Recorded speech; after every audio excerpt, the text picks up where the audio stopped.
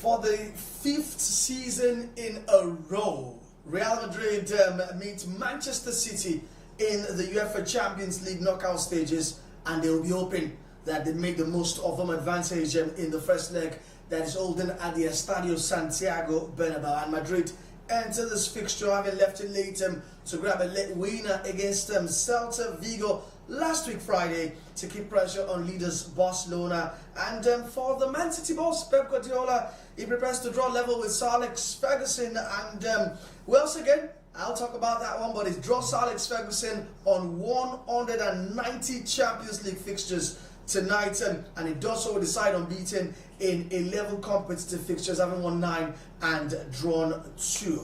Welcome to vivxsports coverage of this massive round of 16 UEFA Champions League first leg tie between Champions League royalties Real Madrid and one-time winners of the title, Manchester City. And I've got the top doctor to talk us through all what should be an encapsulating and an exciting 90 minutes of football that also has got a lot of African flavor. If you look at the right of your screen, you can see Brahim Diaz, who starts tonight for Alvaro Arbeloa's side, and also Antoine Semenyo, who gets the start for Pep Guardiola's side. Top doctor, good evening. How are you? It's great to be here. It's great to be here. It's Champions League night. Very exciting. I think we're entering the business end of the league, of the Champions League, where we've separated the boys from the men.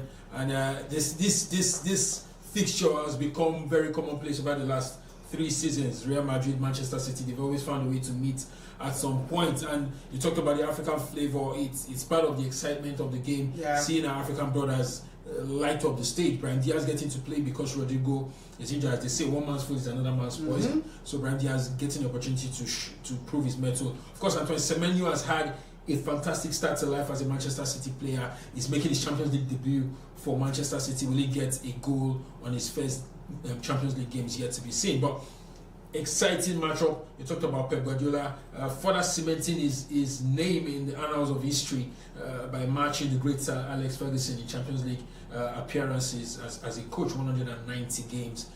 No mean feat. That's massive. That's massive, and he'll be looking to sign that off with a win against the kings of the league, the kings of the Champions League, Real Madrid, who are also looking to add one extra to the plethora of Champions League titles. I can't wait. I'm doing this with you via vivxsports. It promises to be massive. Let's go. 16 Champions League titles between those two sides, but hey, don't get it twisted. Of the 16 is accounted by Real Madrid and 1 for Manchester City. Explains and the heritage, in the golfing heritage between those two sides. But Manchester City have beaten Real Madrid 5 times, drawn 4, lost 6, with only Bayern Munich and Juventus having done so more often in the Champions League. But Madrid have won 3 of their last 4 head-to-heads, and the Spaniards also hold the historical edge in games that they have hosted. Top doctor have won 4, drawn 2, and lost 2. Regardless of where Real Madrid are right now in terms of their form, there's a feeling that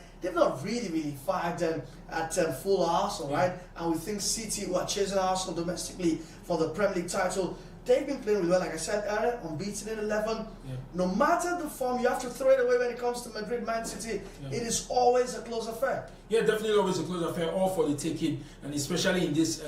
Once we get into this stage of the Champions League, it's a terrain that Real Madrid are very familiar with, irrespective of the form they are in. But on this occasion, there is probably one thing that could set them aback in this fixture, and it's the injuries to very crucial players. Mbappe, Rodrigo, a lot of their players, Bellingham out, Hudson, I think, Dean Hudson not exactly fully fit. They have a lot of their strong players, their first teamers out of this one, and this could be what could just put a chink in the armor of Real Madrid going into this one. Manchester City have pretty much a full squad to look into, to look forward to. So in this one, even though Madrid are playing at home, Manchester City will fancy their chances, because this season it's been Mbappe FC. And when Mbappe is not firing or Mbappe is not playing, it seems like there's some edge taken away from Real Madrid. I really look forward to see how Real Madrid will manage this one, because in this game, looking at the quality of players up for display, Real Madrid are not really up there. The Frenchman returned to training on Monday, but still not fit enough to even make the bench for Real Madrid. As we take a look at the lineups for both sides, 5 minutes away from kickoff right on vivxsports. Remember to subscribe to our channel. All you have to do is just click on that subscribe button at the bottom of your screen and be a part of the vivxsports family. Now let's take a look at that lineups. For the home side, Real Madrid is Thibaut Courtois in goal, and a back four of Trent Alexander-Arnold, Anthony Rudiger, Dean Housen, and there's Mendy, Ferland Mendy, our left back. Midfield four of Fede Valverde, Adegula, Aurelien Tchouameni, there's Pitarch, and front two of Brahim Diaz and Vinicius Junior. For Manchester City, they line up with Gianluigi Donnarumma in goal, back four of Nico O'Reilly, Maguire, Ruben Diaz, and Kusinov. In midfield, there's Bernardo Silva, Rodri, Jeremy Doku, Antoine Semenyo, Savinho, and Erling Haaland up front for Pep Guardiola's side. And Top Doctor, I don't know what you made of the lineup here, but I mean, on paper, City look the strongest. Yes, they look the strongest. They have a more cohesive unit, because a lot of the players are players that have played for most parts of the season. If you look from defense to attack, Gay is coming in January. Astute signing, paired Ruben Diaz, they formed a rock. Of course, Donnarumma, one of the best goalkeepers you find anywhere on the planet. Champions League winner as well. Champions League winner, season campaigner. Going forward, Haaland is fit and fiery. Semenyo, I said, Doku come back from injury. We know what they can do on a good day. Bernardo Silva, Rodri, who is literally the heartbeat of that side. He's gotten into his groove, seems to be finding his rhythm. Against a Real Madrid side where you see the likes of Peter Pina starting, the I think 17, 18-year-old Castilla graduate. Abelua quite familiar with the lad, but it shows how low in quality the side is to call on this player in such a high stakes game as this. Adegula, Brahim Diaz, I said, these are not regular, especially Brahim Diaz, not a regular in this side. Dean just coming back from injury. Alexander Arnold has had his own injury, fair share of injury. Ferland Mendy, an injury worry every time, and he's just coming to the side. A lot of these guys really are not fit and firing. They'll be depending a lot on Vinicius Junior. And if he found a way to bring the magic against Benfica, Manchester City are a better quality side.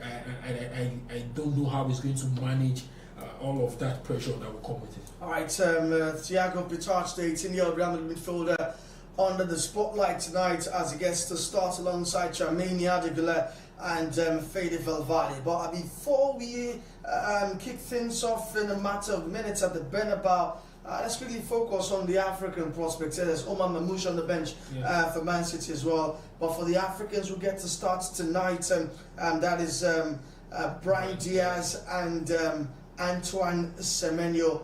What have you made of their progress post-AFCON? Remember that Diaz is coming off that ill-fated AFCON final, where the destiny of Moroccans was in his hands and he chose to go with the Panenka. Semenyo was not even at the AFCON at all. But what have you made of those two players post-African Cup of Nations? If I would even expand it to the season in general, Antoine Semenyo has had a very fine season. One of the top 3 Africans in the world right now in terms of performance. Played even before joining City, right? Yeah, played very well for Bournemouth. In the first half of the season, he was amongst the best players in the league. Got a move to Manchester City and he hasn't dropped form, he hasn't dropped the ball. He's been amongst the goals and assists, even stepping in very crucially when Haaland has failed to deliver. So he's been top notch. For Brahim Diaz, came back from the AFCON and he's been more of a bench warmer. He hasn't had few opportunities here and there to prove his mental. He hasn't scored a goal since he came back from the AFCON for Real Madrid. And for players, they like to be in a good vein of form, either scoring goals, providing assists, or even getting minutes off their backs. But Brahim Diaz hasn't had any of these, and throwing him in such a situation as this, I can imagine he's match rusty, and the pressure might just get to him, and he might not get to deliver as much. But Antoine Semenyo, difference maker, and would expect him to in and around everything good that Manchester City will do. All right, Jeremy Doku is another player to keep your eyes on. There's this mantra when I was following one of my favorite TV sports shows back then, even before I became a sports journalist. It should be called MSI, Mundial Sports International. And the mantra was that So far you are black. You're African. You are African. Of course. So Jeremy Doku tonight you're African as well. And we will be putting a lot. That goes for Felamendi. Oh yes. I mean, Felamendi even sounds more African. It sounds Senegalese. So definitely we'll be putting all of our focus on these players as well. All right, we'll get to live pictures from the Bernabeu. In case you're just joining in, this is vivxsports, our YouTube channel. Subscribe to our channel, and trust me, we have more coming from where this is coming from, especially as far as African football is concerned. For Real Madrid, if you're a fan and you're watching, there's no Kylian Mbappe. Is not even fit enough for the bench. How big of a miss do you think the Frenchman is going to be for them? Very big miss. I said earlier, it's Mbappe FC. It's been Mbappe FC this season. Last season, he was getting into his stride, scored a lot of goals, but this season he has owned that side. And he scored, I checked earlier, he scored over 60% of the goals that Real Madrid has scored this season. He's been in imperious form for the side. Everything goes through him. If he's playing well, Real Madrid ends up playing well. Vinicius Jr. even got some sort of shine as Mbappe stepped out of the scene with the injury. That shows how glorious Mbappe has been, and him being absent takes literally 50% of that threat that Real Madrid carries, takes it off the side. And Manchester City can sort of breathe easy, because especially their defenders can breathe easy knowing that an Mbappe is not there. Vinicius can be easy to take out of the game, probably rile him up a bit and get him to be triggered, but Mbappe is cold, ice cold.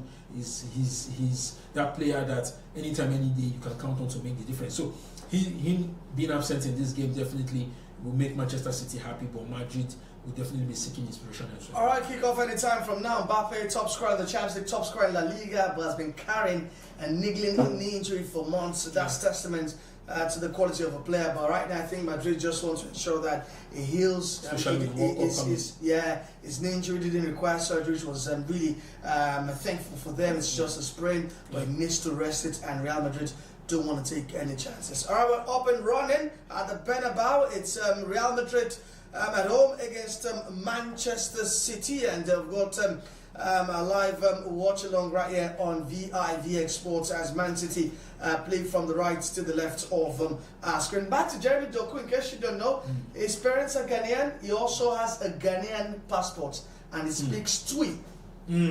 Very as African as you can get. Yes, it's got strong Ghanaian roots. So once again, focus will be on Jeremy Doku, who is back from injury and has been very much effective since they made that return for Pep Guardiola's side. We'll also keep our eyes on the other Champions League fixtures going on tonight. There's Paris Saint-Germain, who has got reigning African Player of the Year, Achraf Hakimi, in action as Paris Saint-Germain host Chelsea at the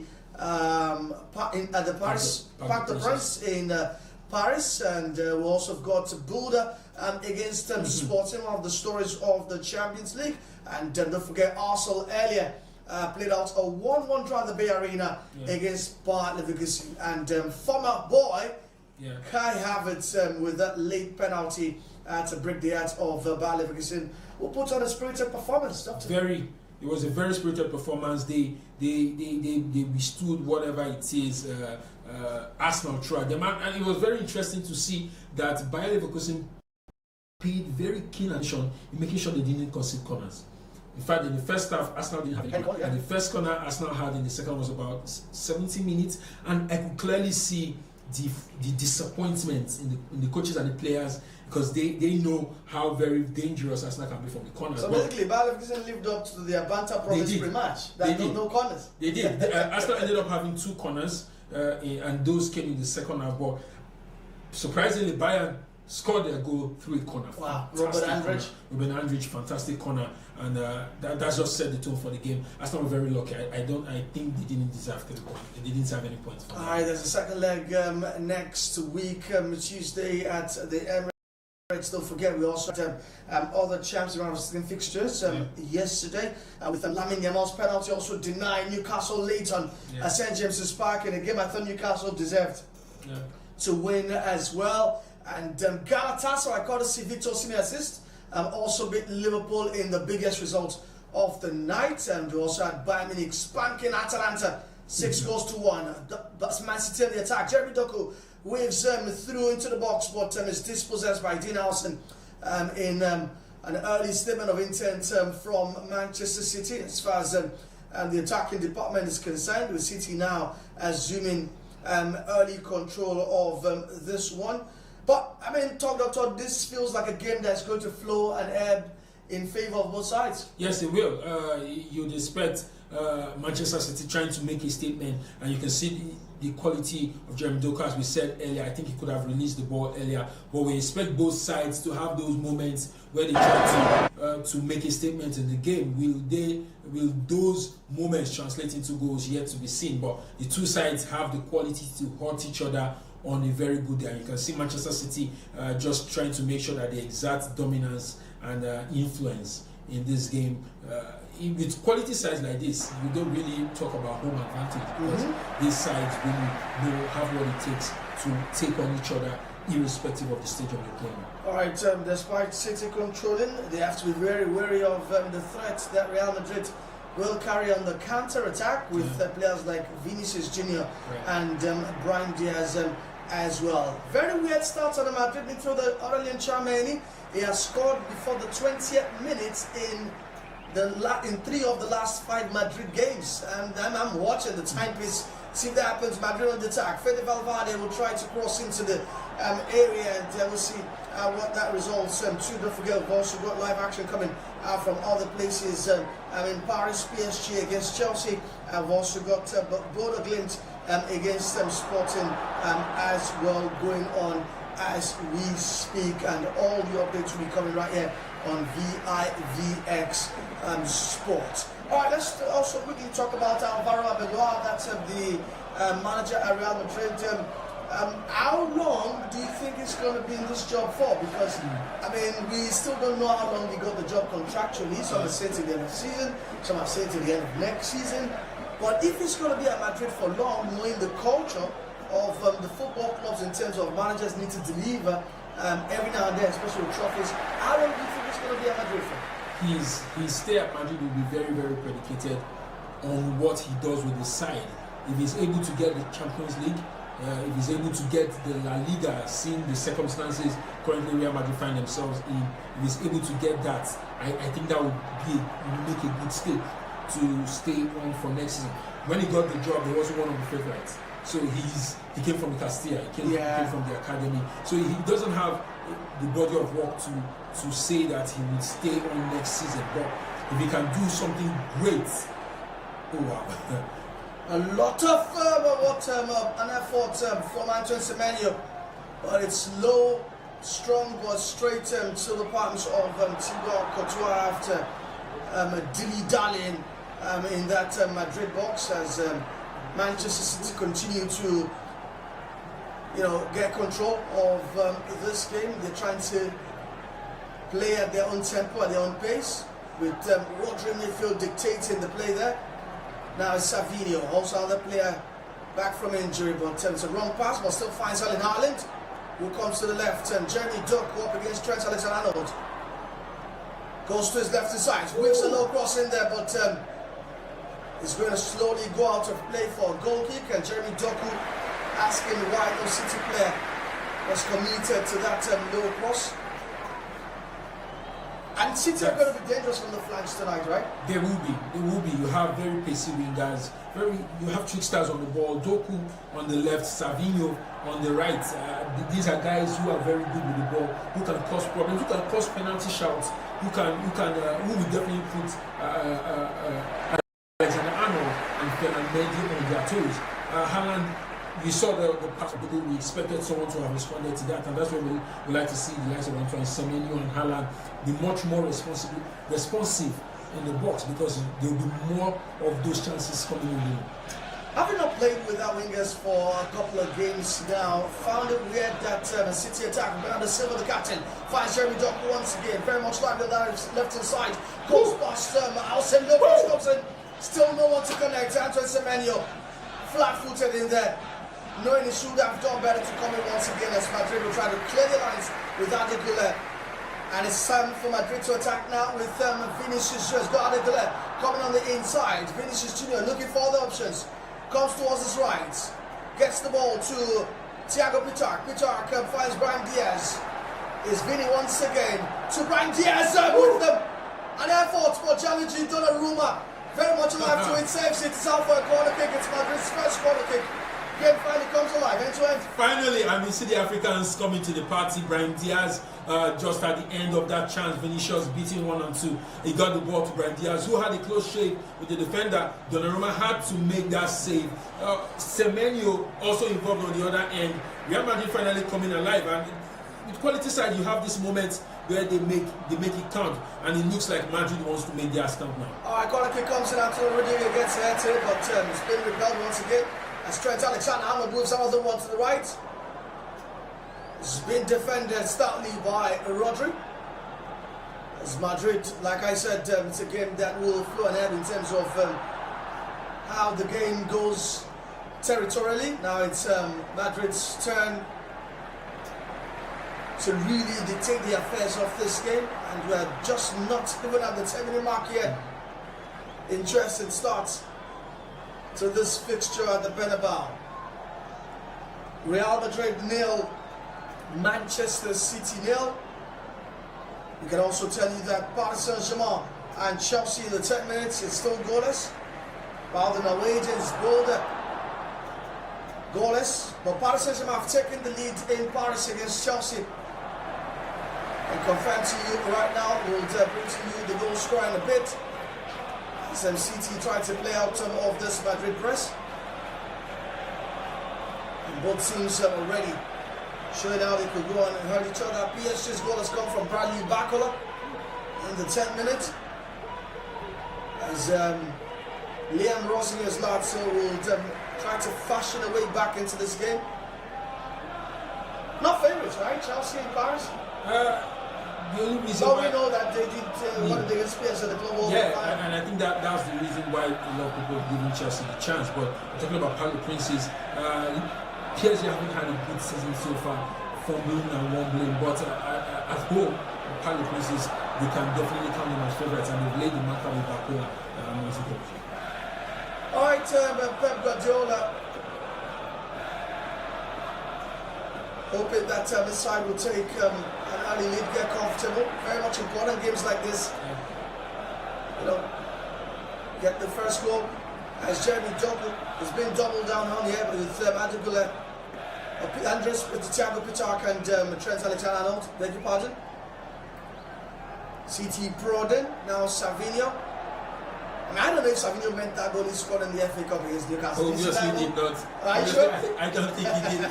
He was in between kicking the ball or not kicking the ball, and he was fortunate for the ball to hit him, and it was so close that he didn't need to make any of that move. I don't think it was intentional. I thought the ball, the pass got a heavy. Yes, he was. And he just went into the net. Yeah, he just rolled in. But Savinho is one. He's a player who, on his good day, you know what he did. I think Girona. Before he came to Manchester City, the season where Girona went to the Champions League and had a very fine run in the La Liga. He's a fine player. Not on the quality of some of the best wingers in the world, but he's an option, an outlet to have. And this season, he hasn't had so much of those chances. Remember, he was close to going to Tottenham just to get more playing time. But in a team like Manchester City, when you get the opportunity to shine, you want to take the opportunity. If Savinho grabs his opportunity in a game like this, Madrid will be sticking the game for a better. And like I was about to say minutes ago, in the last couple of months, maybe a month or two, City have been unable to play with their wide men, Doku, Savinho, because of injury, and that's sure they played more narrow. Semenyo also has played more inside, alongside Haaland, and it was a bit weird seeing their wingers return and Semenyo still playing centrally, not playing on the wings where I think he's always comfortable. But also speaks of the evolution of the player. I think is also realized that he can be much more adaptable. Play on the inside, the Ghanaian, and he's gotten about 8 goals and a couple of assists already since he joined in January for Pep Guardiola's side. And if they go on to win the title, maybe overcome that 7-point gap on the Gunners, Semenyo will have played a massive part in that. Yes, he would have. And just speaking on the positional play of Semenyo since he got to Manchester City. Nico Riley sends a cross in once again, no one over there to convert, but ball still remains very much alive. As City will come again from the right. Savinho this time around comes into the box, wants to whip it in, but instead tries to feint in the pass, which is intercepted by Ferland Mendy. Madrid will attack now with Vinicius Junior. What an interception coming there from Kuzanov, who has been shunted to play a right back in this fixture. As Madrid will try to rally once again. Long pass coming from Trent, straight back from him. Was just too much for Vinicius Junior, who still shows his appreciation towards that thought from Trent Alexander-Arnold. What have you made of Trent since he joined Real Madrid? It's not been topsy-turvy. It's not been joy for him. We know the quality he has, but injury hasn't let him make. He's been in and out of that side. He's lacked that consistency to build anything solid. But the few times he's had to play, we can clearly see how good a player is weaving in those crosses, just dominating the right side of play. And it's in games like this that you expect players like Trent Alexander-Arnold to stand and make himself counted. He has the trickery of Jeremy Doku to deal with. So far, Jeremy Doku is getting the better of him. Manchester City seem to have identified that left side as the outlet, the attacking outlet. And I said earlier that we're going to be having a lot of chances coming in from that side. You have Doku, you have O'Reilly. These are two guys that are very good on the ball. We're going to be having a lot of those crosses, a lot of those attacking plays coming from the left. We need Antoine Semenyo and Haaland to be at alert. We've seen 3 of those chances go begging, and we expect more of that to happen. If Alexander-Arnold can find a way to manage Jeremy Doku and Nico O'Reilly, then he would have had a very good game. But for a player like wire like Jeremy Doku, you can manage him 8 out of 10 times, and the 2 times he gets the better of you, could just end up in 2 goals. Game still remains goalless. 15 minutes gone at the Bernabeu. Real Madrid 0, Man City 0. In Paris, it's PSG 1, Chelsea 0. Bradley Bacola with the goal for Luis Enrique's lads. While in Norway, Boulder 0, Sporting 0. Doku once again. Trent been beaten yet another low cross comes, but what a recovery from Fede Valverde to repel that cross. But Doku is in his element tonight. He's roasting Alexander-Arnold as we see that chance again. Just the confidence of the lad is astonishing. Takes the ball. Alexander-Arnold literally is confused, and it took a Fede Valverde making that last ditch block to prevent the ball from getting into the box. Doku will have those chances. Alexander-Arnold needs to be at high alert. I think that if I were below, I'll probably double mark Jeremy Doku. Trent will need a lot of Valverde helping out tonight. He definitely will. He'll need a lot of helping out against an electric Jeremy Doku. It's a corner kick, it's a low one. Antoine Semenyo sleeps as he tries to connect with that. And I think that has also led to a handball. And the referee has called for a foul. And that was sort of creative.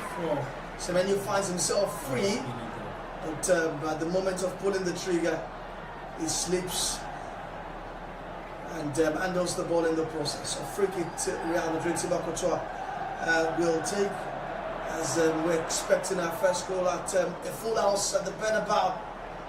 Remember that domestically, Real Madrid still 4 points behind Barcelona, and there's still an El Clasico coming away in April, I believe. Yeah, April. That might just be the potential title decider. And we also have City as well up against Arsenal, though with the game in hand. 7-point difference to make up now. It's Madrid's turn to work. City from the flanks. Vinicius Junior on the left. He's double marked in there. Finds Chouameni. Will pulls the trigger. But amid some wall of City. Finds us. Tom Doctor's keeping it around the 20-minute clock. It's still 17 minutes though. City free kick after Brian Diaz appears to foul Jeremy Doku, who is also offering defensive services, but quickly taken by City. Looks like that's going to be another foul again. Rodri has been fouled by Brian Diaz. Yeah. That was a pull definitely at free kick. Brian Diaz pleading his innocence like they always do. Don't they? But I mean, if the first goal of this game is going to come from, Tom Doctor, where do you think it's likely to come from? If there's a team looking more likely to score, it will be Manchester City. And if there's a goal coming into this game, it will definitely be from the boots of Jeremy Doku. He's been electric so far. First 18 minutes of the game, he's been at the heart of everything good coming from Manchester City. Vinicius, on the other hand, hasn't had so much joy on that left-hand side, and that's testament to Manchester City recognizing his strength and making sure that that is nullified. We saw a few times Vinicius on the ball, he's double marked, and that's what we'd expect Real Madrid to do to Doku, because like Alexander Arnold on Doku is going to be skinned alive.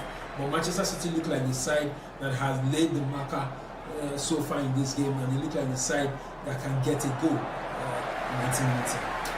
Alright, 18 minutes in, it's Antoine Semenyo playing centrally, finds Savinho. Savinho comes inside, Ferland Mendy keeping tabs. Nico Riley lets the ball run, but Trent Alexander-Arnold, I beg your pardon. Fede Valverde, what an effort! It's a snapshot coming from Bernard Silva. Tries to catch Thibaut Courtois napping, but that's wide. And it comes after Fede Valverde tries to clear his lines and lands for Bernardo Silva, who hits it on the half volley. But thankfully that's not on target, as Real Madrid will try to play out again.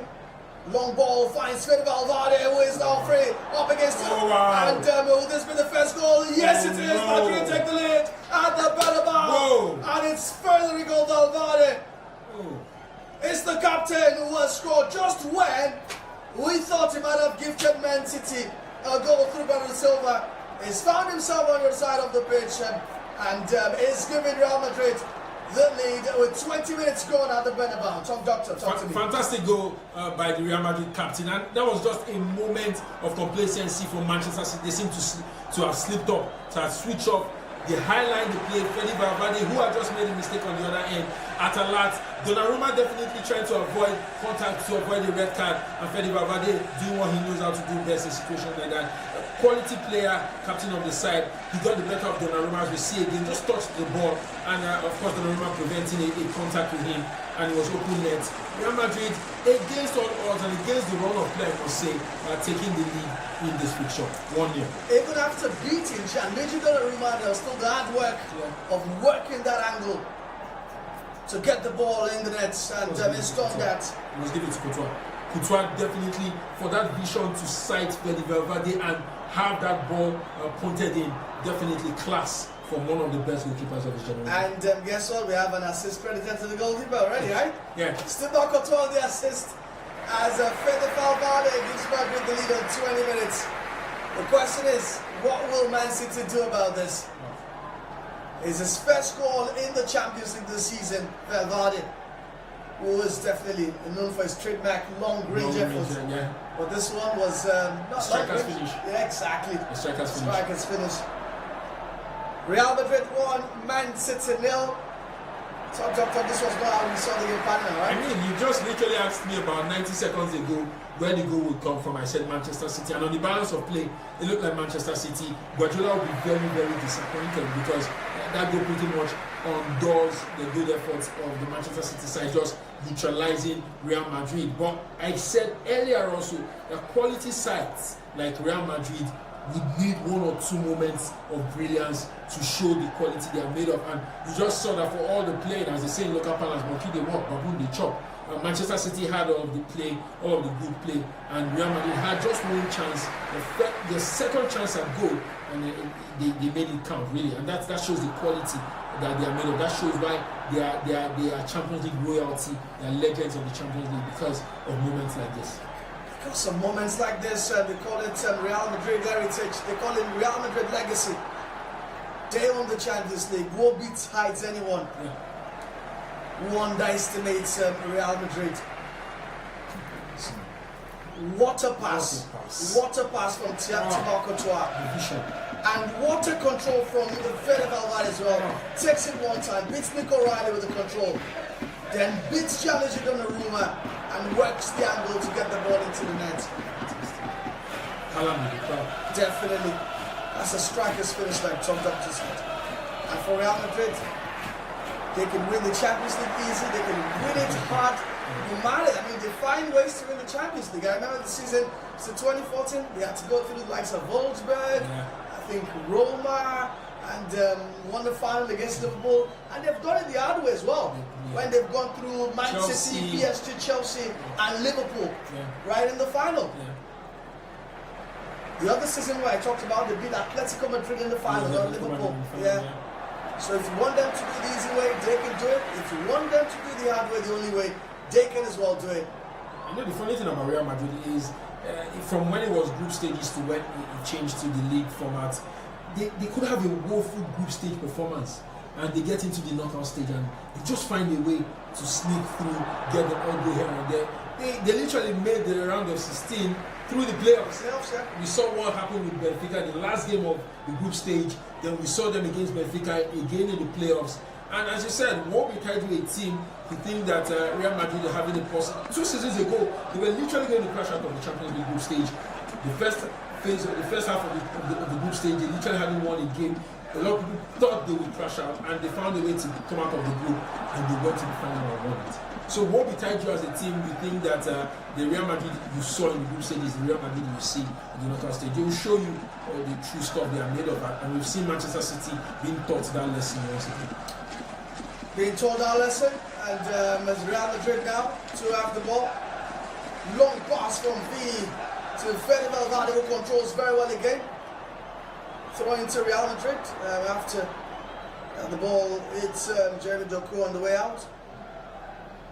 Madrid growing in confidence and stature after what appeared to be sort of a shaky start with Jeremy Doku having the better of Trent Alexander-Arnold. But those waves of attack seem to have reduced. But it's still a long, long way to go at the Bernabeu, especially when it comes to teams like Manchester City and even Real Madrid. Madrid won, Man City 0. In case you just joined us, remember to subscribe to our channel, vivxsports. And the African players have been in the thick of the action in this one. Brahim Diaz actually was the player with the first shot on target in this game. Testing Gianluigi Donnarumma. And Delvado Antoine Semenyo was sort of had a quiet start to this game, playing just behind Erling Haaland. As MCT will try to fashion a way to get back into this game.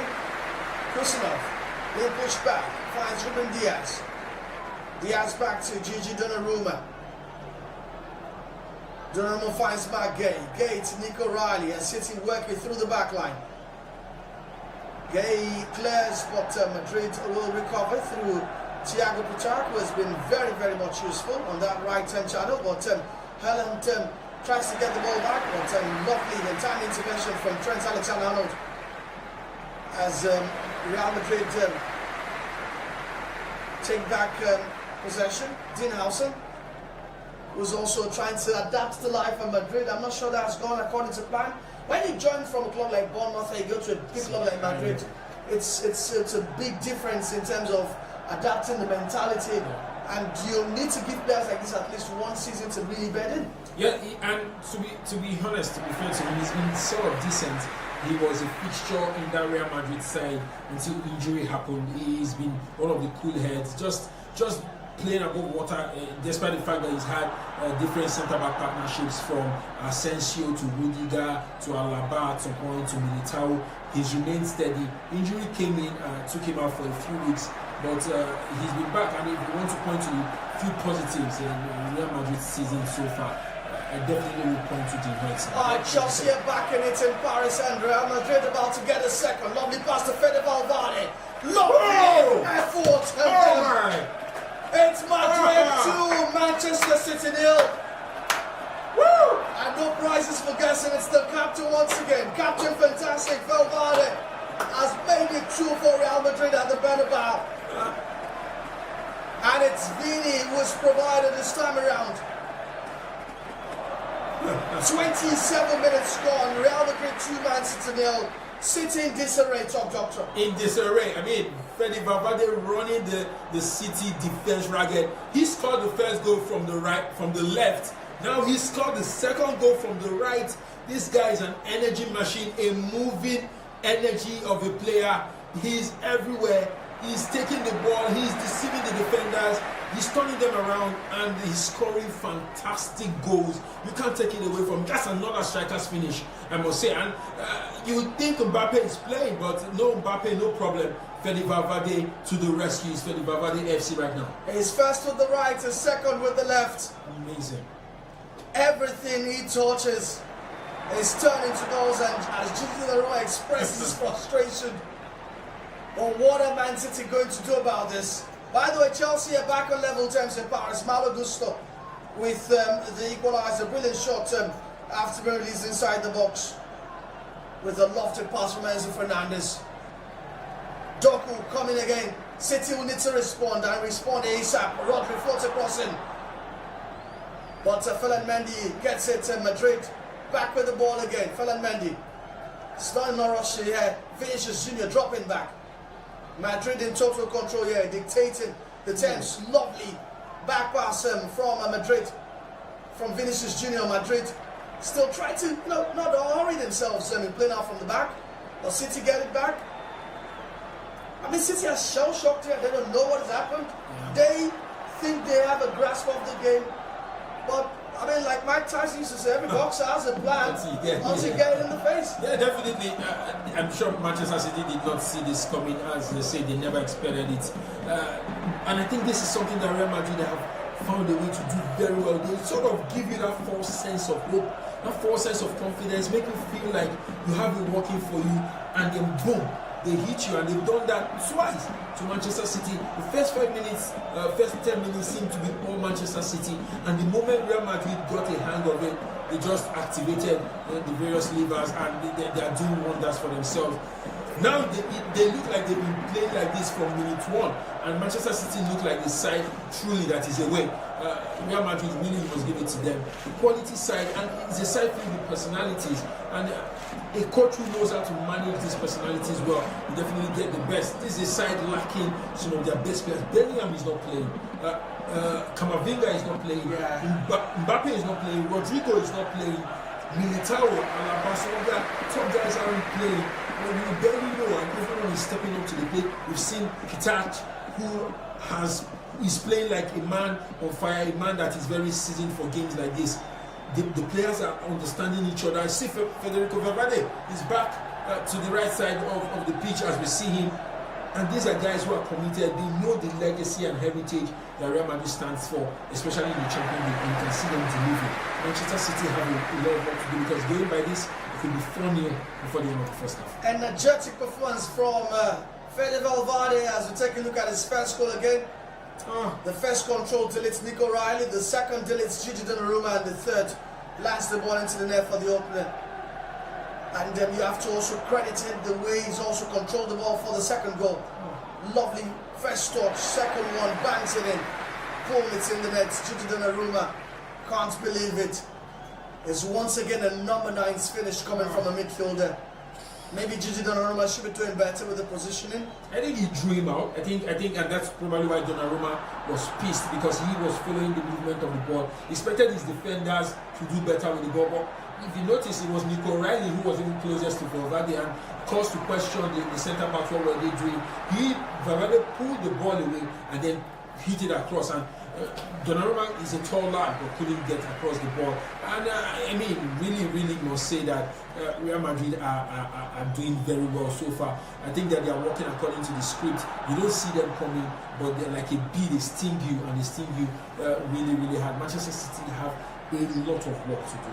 They really do have work. And it feels like the wave of attack that has come from City on the left-hand side has dissipated, especially with Fede Valverde, the star man tonight, helping out defensively. Anytime Doku has got the ball and is facing Trent Alexander, I know that's been very much key, helping out. Initially it wasn't, but I think he saw the dangers that could come out, and then the captain, he stepped back. And we talked about his first goal in the Champions League this season. Now his first 2 goals in the Champions League happen to be the goals that will probably down Manchester City. And Bodo Glimt have taken the lead in Norway against Sporting as well. They lead 1-0 with half-time looming in that fixture. Game still in the 33rd minute, by the way, as Madrid try to move up on the pitch. Pep Guardiola looking dazed. Can't really believe what is currently happening at the Bernabeu. But there's still a lot to play for in this one. The game is still not over. There's a second leg, and there are still, and we have another 60 minutes of football here to still play. But City's energy levels seem to have dropped, especially after going 2-0 down. If you're joining just right now, you've missed quite a whole lot, but let's bring you up to speed. First of all, subscribe to our YouTube channel, vivxsports, and we're bringing you live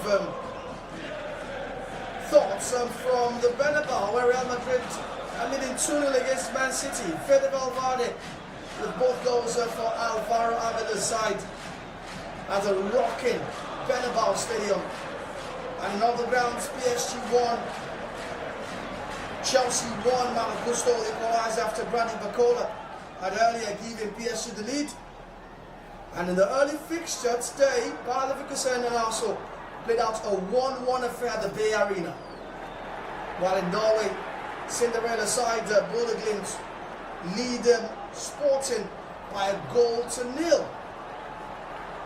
So surprising results everywhere you look at as far as the Champions League round of 16 is concerned. Last night, talk about us more about the goals. Yeah, it was Bayern Munich. Bayern Munich held Atalanta by the jugular. Atletico Madrid. That Spurs had to take out their goalkeeper. I mean, let me quickly have the thoughts on that. What did you make of Igor Tudor's decision to sub off his goalkeeper after 15 minutes and conceding 3 goals? There are two sides to look at it. The side where you want to help your player. You want to help your player gain some confidence, especially after such disaster that's happened to him.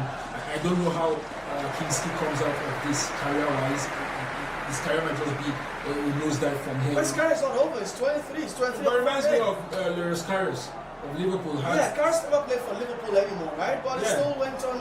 His goalkeeping career continued. Yeah, but and plus the fact that Karius was concussed. The report was that he was concussed. You know, as far as that game was concerned. On the other hand, you might not want to blame Tudor. You see it bleeding, you don't see bleeding happening at the side, you want to stop it. And he felt that one of the ways he would stop it would be taking out the goalkeeper. But then he then calls to question, why did you bench your first choice goalkeeper going into such a crucial game?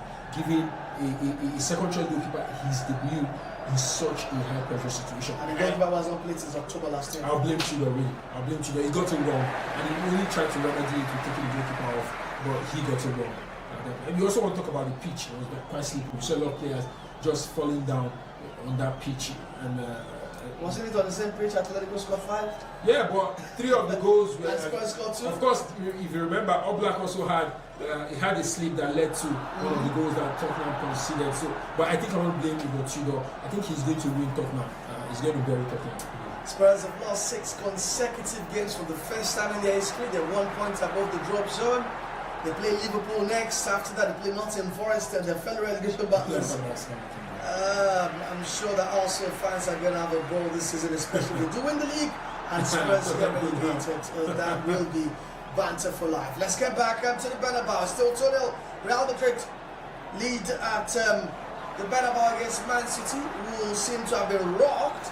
And Jeremy Doku finding it now difficult to find his range. As City get a free kick on the left side here, Bernardo Silva is going to swing this one in. We're looking at the possession stats. Man City still shading it at 53% and Real Madrid with 47%. You get a feel that City will need a goal just before half time to at least have any hopes of getting something from this game. Yes, they need to. They really, really need to. If not, it will be a very, very daunting task for them in the second half and in the second leg. As it is, you can clearly see confidence has been rocked. They look a shadow of themselves, and it's also the recognition of the side called Real Madrid. The Manchester City players probably feeling, oh, we're against it again. This is Real Madrid. We know what they can do.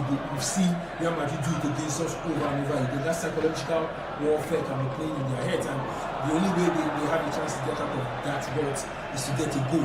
But Haaland doesn't seem to be involved in the game. Semenyo talked about him playing out of position, where the damage that we know he can cause has sort of been limited. Savinho, not in this game. Doku, who was the live wire in the first 10-15 minutes, seemed to have even been triple marked. Diaz, Valverde, and Alexander Arnold, and that has neutralized him. So he begs the question of where this goal for Manchester City will come out from. But they need to get something to do. They need to. If Jose Mourinho beat Alvaro Arbeloa tactically in that final game of the league phase, with Alvaro Arbeloa remedying that in the round of 16, looks like Alvaro Arbeloa is really outfoxing Pep Guardiola tactically. As far as this game's concerned so far, City get a corner kick. Yes, second of the night, I want to believe. Bernardo Silva will take this one. They desperately need to get something just before half time. As the captain will send in an out-swinging corner kick. As Erling Haaland looks on, corner kick comes in. Still no one to collect. Jeremy Doku now on the right hand side. Sends another cross in. It's another corner kick. Ferland Mendy blocking that cross from the Belgian. Bernardo Silva will take once again. It's PSG 2, Chelsea 1 as we approach half time in Paris. It's the disappointment of my partner at the top, doctor, who is obviously, you know him on social media, a big Chelsea fan. And for Paris Saint-Germain, it's Ousmane Dembele with the goal for the defending champions of the UEFA Champions League. And City get back into this one, the corner kick. Sent in, very well done. Really contributing offensively and most importantly defensively as well. But the referee spots an infringement and will call back for a free kick to Madrid. And he spots McGay wrestling Ferland Mendy to the ground. Corner kicks have quite become the Royal Round with this game. Yeah, courtesy also, right? Did you catch Mikel Opi's thoughts on Talk Sports UK? I did. He said Arsenal are cheating their way down to the title. As a Chelsea fan, with a former Chelsea player saying that, I don't know where he's standing there. I don't agree with him. And yes, he's a legend of the club. He's a legend of Nigerian football. But sometimes I just feel he says some of these things for engagements. Because how do you say a club is cheating? To be very fair, yes, Arsenal has not played good football. Aesthetically pleasing football, but they haven't done anything wrong, to be very honest. They've played within the gambits of the law, within the rules of the game. They're getting the goals. The other teams are not stepping up. So let's assume Arsenal are playing ugly football. The likes of Manchester City, Liverpool, Chelsea and the likes haven't stepped up to get the maximum points and just be ahead of Arsenal. So I do not think that Arsenal are cheating their way. They are not cheating their way. If they found something that works for them, find what works for you, get it done. In the heydays of Chelsea winning the league under Jose Mourinho, I saw statistics where about 28% in the first season, 28% of the goals Chelsea scored via set pieces. The next season, 26.4%, or so. In 2014-2015, it was about 27%. Teams do what they need to do to get ahead of the game. The game is evolving, and Arsenal is doing what they need to do. If they win the league, it's because other teams they step up. Regarded as one of the best legends at Chelsea, John Terry also has scored the most goals from corner kicks in the history of the Premier League. 27. Alright, Madrid on the attack once again. Vinicius Junior beats Kusinov. His goal, Ruben Diaz is in the box. Can he make it 3? As he sends a pass to Gullet. Gullet finds Thiago Pichak. Pichak will take his time. Madrid on the attack. Brahim Diaz now. Chinks it towards Valverde. It's Valverde makes his hat-trick. It's Real Madrid running round at the Bernabeu. Madrid 3, Manchester City 0. Oh my God! And it's another smashing grab from Real Madrid. They are doing a demolition job on Manchester City. This is unbelievable. Fede Valverde completes a hat-trick even before half-time, and what a pass from Brahim Diaz. But once again, it's all about the control again from Fede Valverde, right? Control of goal. First touch beating Magay, and oh, what a goal. That's another 3 goals, and you would think Fede Valverde is one of the best strikers in the world. If anyone had said before this game that the goals will come from the boots of their captain, Fede Valverde, no one would have believed. Everyone would have pointed to the likes of Vinicius Jr. to deliver the goods. But Fede Valverde has been everywhere on the pitch. He has tormented Manchester City like no other. Even the Real Madrid players are quite surprised, they're quite taken aback. His first 3 goals in the Champions League coming in such a manner. We talked about Manchester City needing a goal before the first half ends. Real Madrid had other ideas. They know they want to bury this game. They know that in England it might be a tough one for them, and they want to complete the job in Spain. And the way they're going, they could still get as much as 3 more goals in this game before the 90 minutes elapses. Manchester City have absolutely no answers. The centre backs have been in shambles. Manchester City centre backs have been in shambles, having no response for a midfielder. A midfielder, not an attacking midfielder, a central midfielder, one of the midfielders, Real Madrid midfielders in Fede Valverde. He's taking that Manchester City box. Elena Land will be jealous, really, because those are chances, those are goals that he will want to put in the back of the net. Fede Valverde have taken them into play.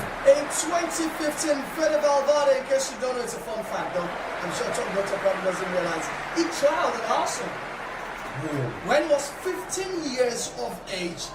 He felt there was too much pressure to make a move and didn't have enough support system in England. I saw the story recently. And fast forward, Real Madrid signed for €5 million from Uruguay, and the rest says history. He is having a historic night where he's captain in Real Madrid, and he scored a hat-trick as the Bernabeu, the Madridistas, are having the ball tonight, and City are in tatters. They are absolutely shell-shocked. They don't know what's hit them in here as we approach our time, and Real Madrid still look like they're hungry for more. He touches on the ball like prime Ronaldo, dancing with the ball. Manchester City seem to be all over the place, conceding fouls, conceding. It's just a lot for them. I did not expect this result, especially at halftime. We talked about the quality of the Manchester City side. A lot of players that are back from injury, a more quality side compared to Real Madrid. Real Madrid are the ones struggling with injuries, but they don't look like they're the ones struggling with all of the quality. It seems like they talk about the big games and the big players stepping up.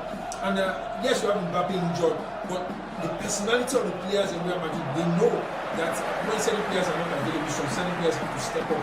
Vinicius really is not in this game, but you will not know because Federico Valverde has taken the game by the scruff of the hand, and he's delivering on the goods. I mean, it's a good place for a team to find themselves when you know that if your best player is not delivering, other players can step up to the game and deliver. To do this without Kylian Mbappe, to do this without Jude Bellingham, and the 3-0 up just before half-time against Manchester City, coached by Pep Guardiola with Erling Haaland, a goal machine up front. Very impressive coming from Real Madrid. And you get a feeling that this game is just not over yet. We'll definitely see have more goals in this game. But another impressive piece of defending from Fernand Mendy. And I love it when the defenders celebrate massive piece of the fine art of defending. It's half time at the Bernabeu. Wow. Real Madrid 3, Man City 0. Nobody saw this one coming.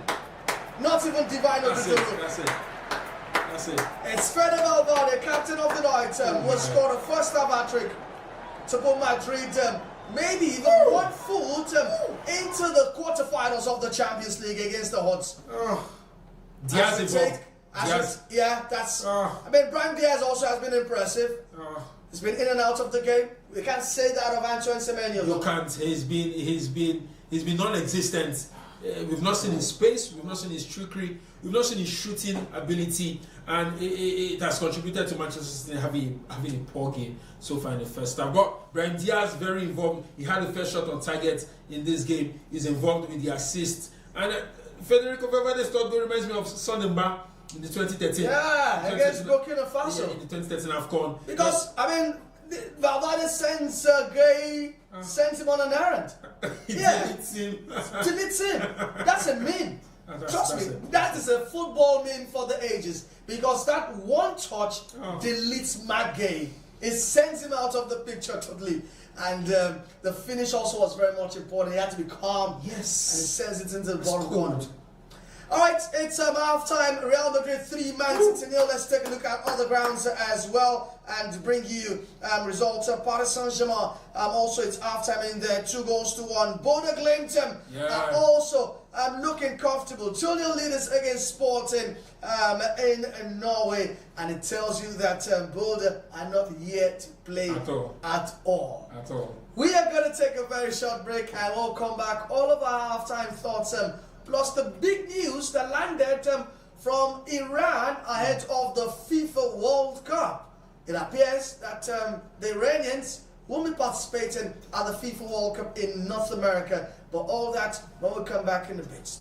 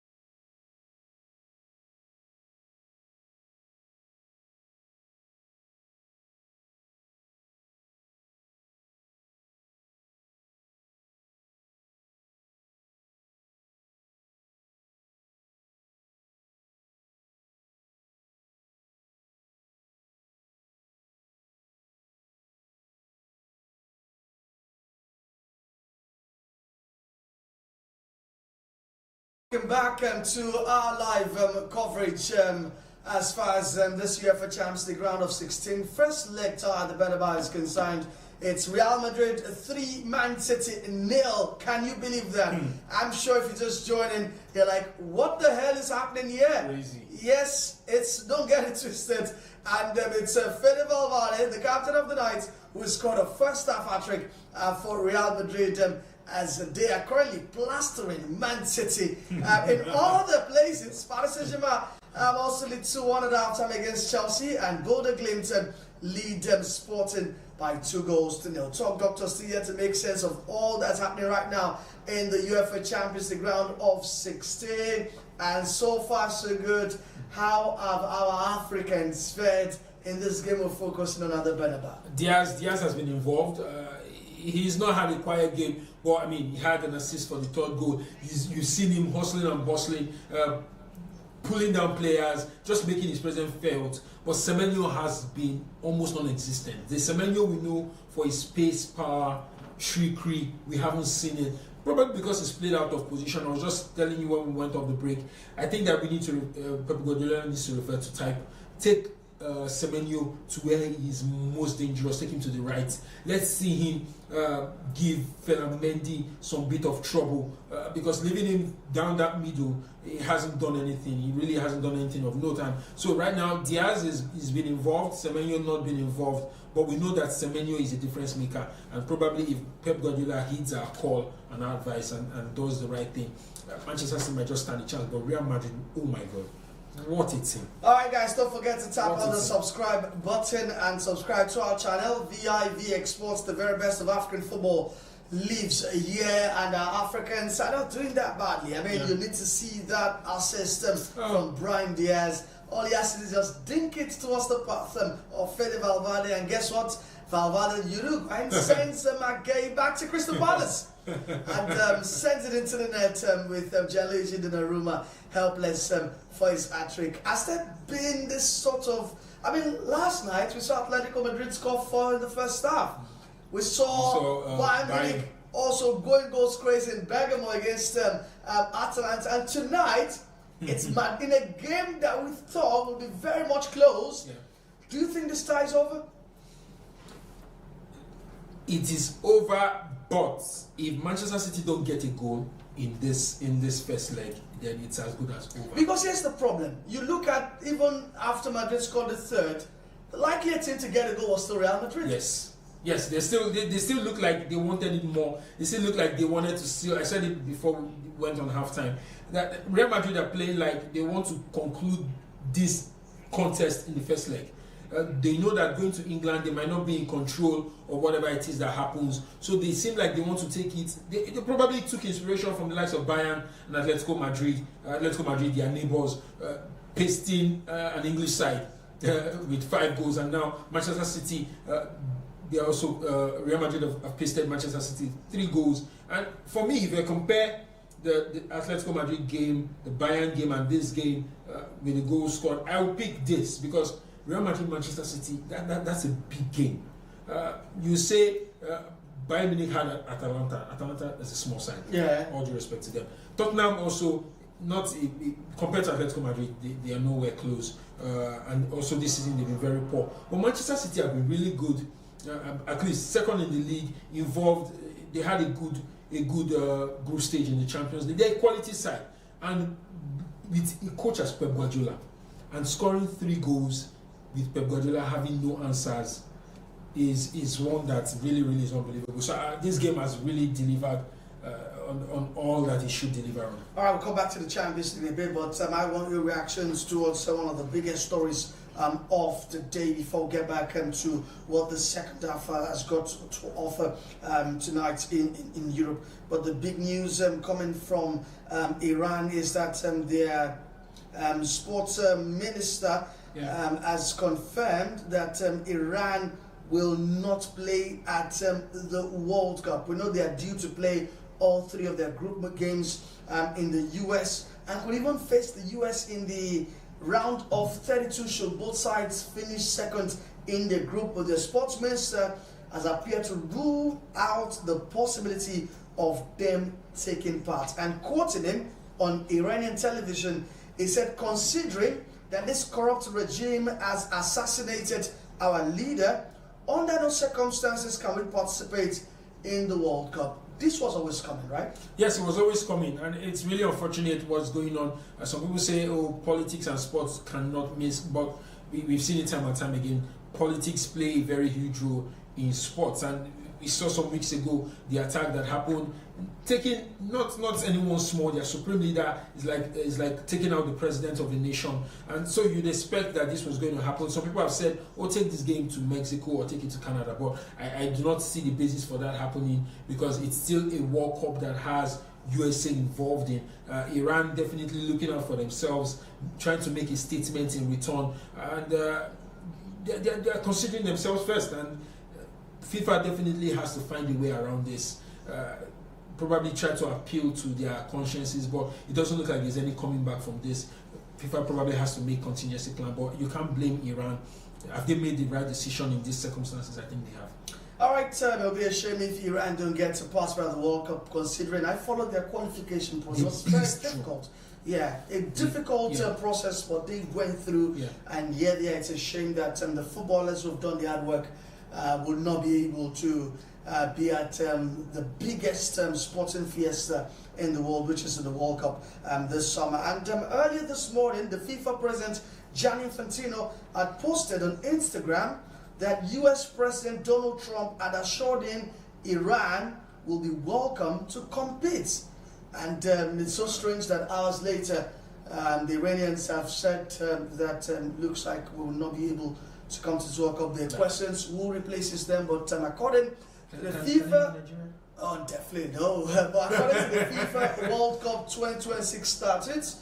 The discretion lies on FIFA to decide what they are going to do in cases like this. Remember, this situation is unprecedented. It's unprecedented. It has never happened before. Even when it happened, France, India, it was because they couldn't afford the trip, especially for India. But this time around, no country has pulled out of the World Cup. So it's a headache, a logistical one. Remember, Iraq also have written to FIFA telling them that they will not be able to make the Inter-Confederation playoffs in Mexico because of the airspace being closed in Iraq.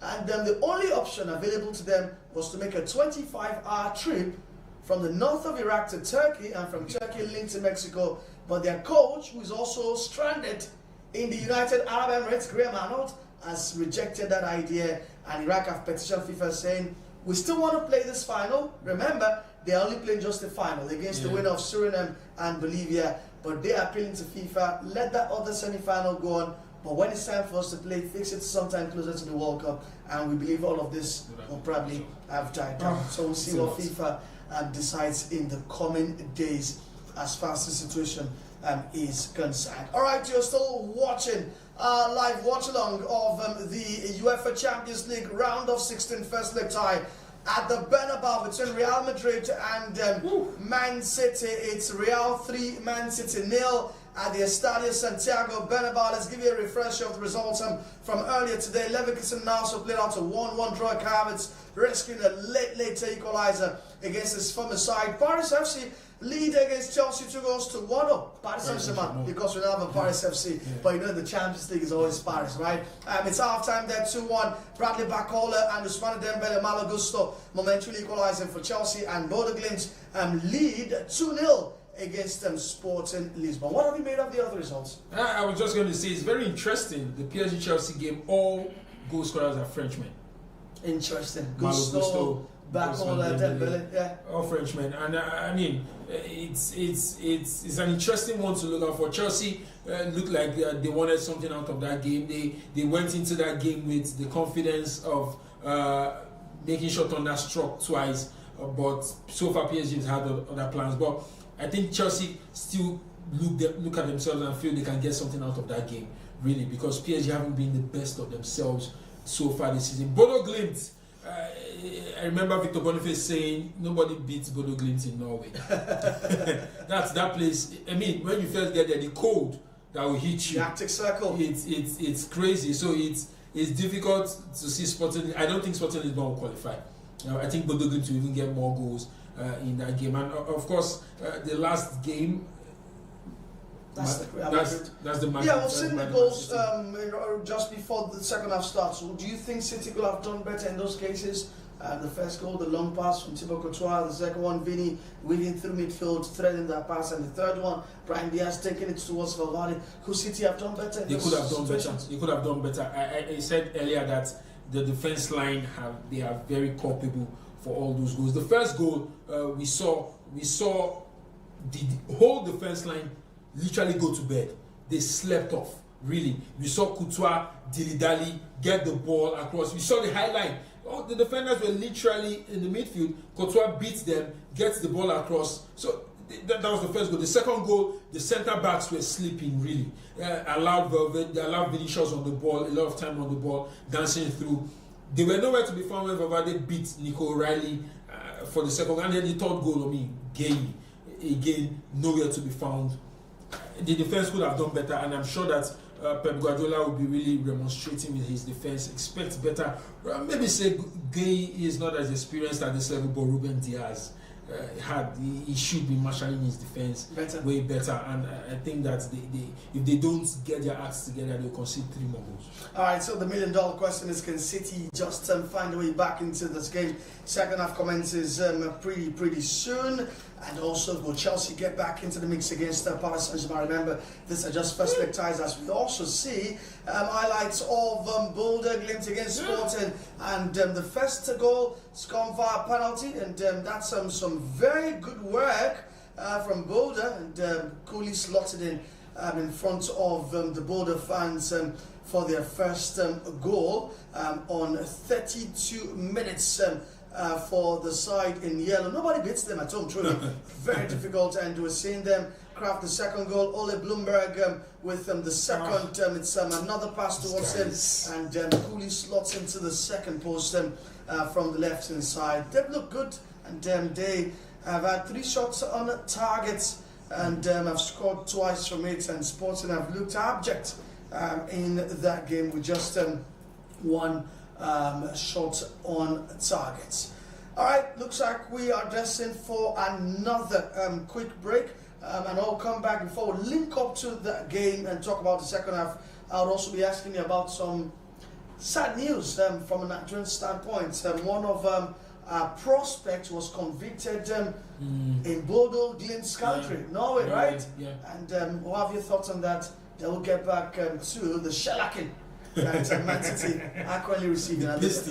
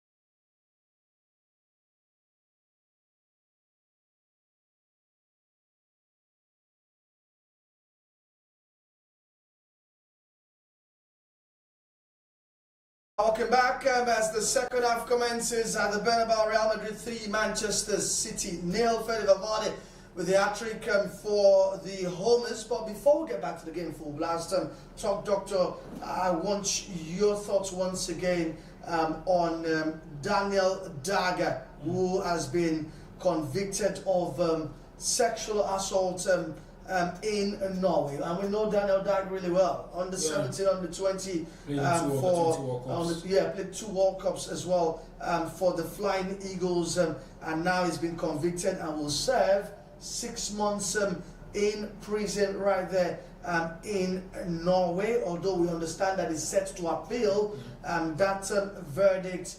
But what are your thoughts? Very unfortunate for such a young talent, young promising talent.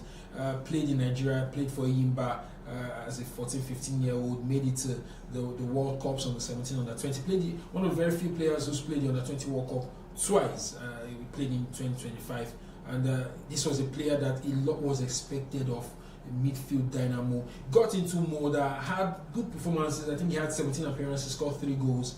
And just when you think you won't take it to the next level, this happens. And in a foreign country, a young lad in this kind of situation, getting yourself in this kind of situation, it's hard to see how he comes out of it. And even though he gets to appeal it, and we hope that the appeal gets him out of it, it's hard to see his career come out of it, because already it's a PR issue. A lot of the other clubs in Norway or in the club have even said that they will not play for the time being. Yeah, indefinitely. The rest of the clubs in Scandinavia and in mainstream Europe would not want to have anything to do. It would look like a stain on them, and so you can almost imagine that whether he comes out of it 6 months later or he comes out of it after the appeal, his career definitely looks like he will take a nosedive, playing probably in the backwaters of global football. And that would be such a shame for a player that Nigerians really had high prospect for. I mean, he always had this thing on his jersey. If you don't, there's something that he's always said about God. If only they kill God, and I mean, God will not be killed, but it seems like his career has been killed. Too bad for Daniel Daga. 17 appearances this season, a couple of goals, I think 3 goals this season, and all of that is gone to waste. Like we've said, that decision will be appealed. The player maintains his innocence, but crucially, says that the encounter was consensual. So the encounter happened. Nigerian players, especially the young ones, once you get to Europe, it's most important.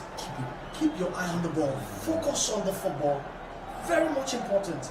Focus on every other thing shall be added on to you. Shall be added on to you. I mean, we see it with our top players who go focus and then they grow in stature. Every other thing will come. Whatever you decipher as other thing, but every other thing will be added on to you. But focus on the football. And this is also not just speculative football. You know, I talked about Akikumi and always now in the backwaters, playing in China. There is Divine Ududuru. Yeah. There's Godson Ogene Brume in athletics. Firearms possession. I think it's going to be deported once it's done with the scent. It's really, really something worrying that our Nigerian young athletes, they need a lot of mentorship. Could it also be because there's no family over there, they're alone and they like direction? There are lots of factors. Anyways, wish all of them the very best, but for Daniel Daga, I'm so much disappointed. But hey, it is what it is. Let's get back. Let's also get the eyes back on the ball, right? Yes, definitely. It's Manchester City hoping to respond against Real Madrid. It's 3-0 second half as commenced, and it's City now with Semenyo now playing just like Top Doctor prescribed. Now on the natural side, on the right-hand side of the attack, looks like City also have made an associate to Yanni Reyes as subbing for Savinho. As Madrid now on the attack. Brian Diaz tries to make an effort. Never done it before from Madrid. Well, challenging Donnarumma. What a reactive service there. The just have gotten was for Madrid. And for Real Madrid, Frank Garcia also has come on for Ferland Mendy. Looks like an injury concern. I talked Dr. I've always said, Mendy is always an injury waiting to happen, unfortunately for the player. City come again with Kusinov. It's been a lively start. Tiana Rangers, like we said, has come on for Savinho with Antoine Semenyo now going to a much more natural habitat. Doku takes on Trent Alexander. Better from Trent. A corner kick to City. We're taking a look at Brahim Diaz once again. I think it's indecision. What do you think? Because why are you cutting to your weaker foot? I mean, I think he should have hit it first time. Although Gay is having a stinker of the game, really pulling up brasses, pulling up. He's having a stinker of the game. But I think Brahim Diaz could have done better. That could have been 4-0 if he took it with a stronger foot. Jan Reinders will take this corner kick for Manchester City. Swings it in. And that should be a goal for City. That's an absolute sitter that Nico Riley has missed. That should be 3-1. That should be City's way back into the game. It was unmarked. It looked very unmarked. Unmarked. And Chouameni loses him. And all he has to do is just direct it on target. But he needs it out. And we can see Kylian Mbappe watching on alongside David Alaba. And then the Militao, the injured trident, taking in the game. Once again, impressive how Madrid have gone about this with key players missing out. It's impressive, and it really shows the Champions League heritage that Madrid is known for. Even if it looks like right now, even if Madrid starts an 11 field with Castilla graduates, they would find a way, because it seems to be a culture, a mentality that's been ingrained in that club. Anyone who walks through the doors of that club, now see, whatever it is we're doing, we don't joke with trophies, we don't joke with the Champions League, and even if we are playing the biggest side in the world, they are Real Madrid, they are Mr. Champions League, and we will deliver. We've seen them deliver on that level, despite lacking some of the finest players on the planet. I said earlier, it's Mbappe FC, and it doesn't look that way right now. Enzo Fernandez with the equalizer for Chelsea. It's 2-2. That's right. So the Chelsea have a chance in this game. Let's just quickly take a break, my producer. Let's take a break, and we'll be right back just in a jiffy.